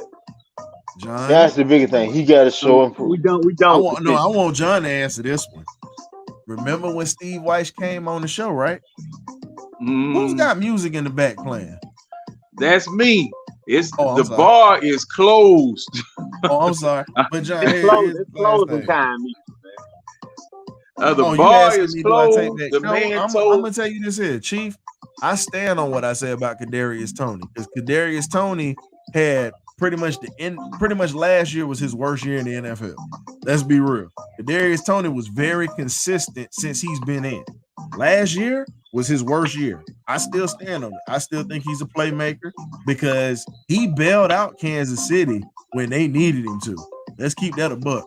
And that in the Super Bowl last year, he bailed them out. The second Super Bowl. Yeah, when they played against Philly in that Super Bowl, he was the guy that bailed them out. So my thing is, he get a mulligan. He helped them get a ring. He get a mulligan. So, Hey, Ryan, all right. Hey, the man telling me we got to get out of here. All right, man, we leaving. Damn. All right. We will continue this conversation tomorrow. And Ryan, appreciate you coming on, and lending a hand, boss. So we really appreciate you coming on, and we will be in the bird cage. I have a link for you tomorrow, John. You can pass that to Winston and Red for me. Hey, Ryan. All right. Go ahead, plug your show. Hey man, y'all check us out. What you got going on? LLC, Birdcage LLC, YouTube, 8 p.m. Check us out on check us out also on Twitter because we have the show doing that. Matter of fact, I'm gonna go ahead and put the link out for you. I'm gonna put the link in the thing for you guys so y'all can have it and y'all can have it for tomorrow. I'm putting it in the back. But check us out 8 p.m. You either get right or you get left. And like I said, man, we definitely can't wait to have you guys on. We're gonna have fan involvement tomorrow. So y'all definitely can join. John, I put the stuff in the private chat for you guys. Okay, so I see y'all can chime in with the fan. Yeah. Hey, shoot us to my inbox on Facebook. All right, Winston, I got you, bro. Y'all boys be easy, man. Thank y'all for having me on. All right, man. I appreciate that. I appreciate you. And Red, what you doing? Red, y'all not on hiatus, are you? Or y'all gonna be on Saturday? We still rolling, and we got the NBA finals and the NBA draft to cover, so we'll be rolling. Oh yeah, that's right. Game 1 of the NBA finals tomorrow night. That's right. Red to Real Sports Show Saturday, 11 a.m. Appreciate you, John and Winston, for having you on again on another Wednesday night. I missed you last week. Guess y'all took a little break. I'm glad to chop it up with you again this week. So, Hey, Red, you know how we Red, do. like John finger just slipped on the button and accepted when you try to come into the screen. But you're here now. We thank Never a dull moment. Never a dull moment. For the damn showtime. Hey, Red, my dog, man. Hey, Red, my dog, man. Hey, Wilson, what you got? One foot in another one. I know. Oh, yeah. I know everybody. Hey, I'm everybody. Everybody like that. Two pennies to rub together. No, so to all of the content creators, hey, and that was a great interview that Steve had last night with William Andrews. Yes, it was. Hey, man. Yeah, and William Andrews. You saw it, yeah. And man, that was a great interview. And he'll definitely, he said he'll definitely be back with Steve, and I'll tune in with that. But thanks to Uncle Steve, thanks to your show. I love you guys, everybody in the chat, everybody, and we're gonna get on out of here. Man, look now, we leaving, man. Jeez Christ, well, I tell you, these folks. The girlfriend you talking to, John? Man, I know it's the man. He want me to leave his buck. Look, man, I'm gonna leave. Jesus Christ. At any rate, oh my God! Don't drink my whiskey up now, because I'll be driving up there soon to get it. Yeah, okay. Hey, John, that's okay. Hey, John, just go to the store and get me. Just go to the store and get me some Patron or another Hennessy. What middle size? No. You gonna taste this. You gonna taste this, and I promise you, if you get some of this, you gonna continue buying this. I promise you. Okay. There's some good stuff. Let me know when you want me to ride. Don't worry about it. I'm about to come down that way anyway. So you ain't getting my whiskey. Yeah, you don't wanna pull up and get it. Don't worry about it. Don't worry about it. I want it fair and square. Hey, look. Yeah, yes, sir. Yes, sir. We gonna. I'll lie for you before I lie to you. All right, ladies and gentlemen, we gone. We out. Check y'all later, man. See y'all on Facebook tomorrow.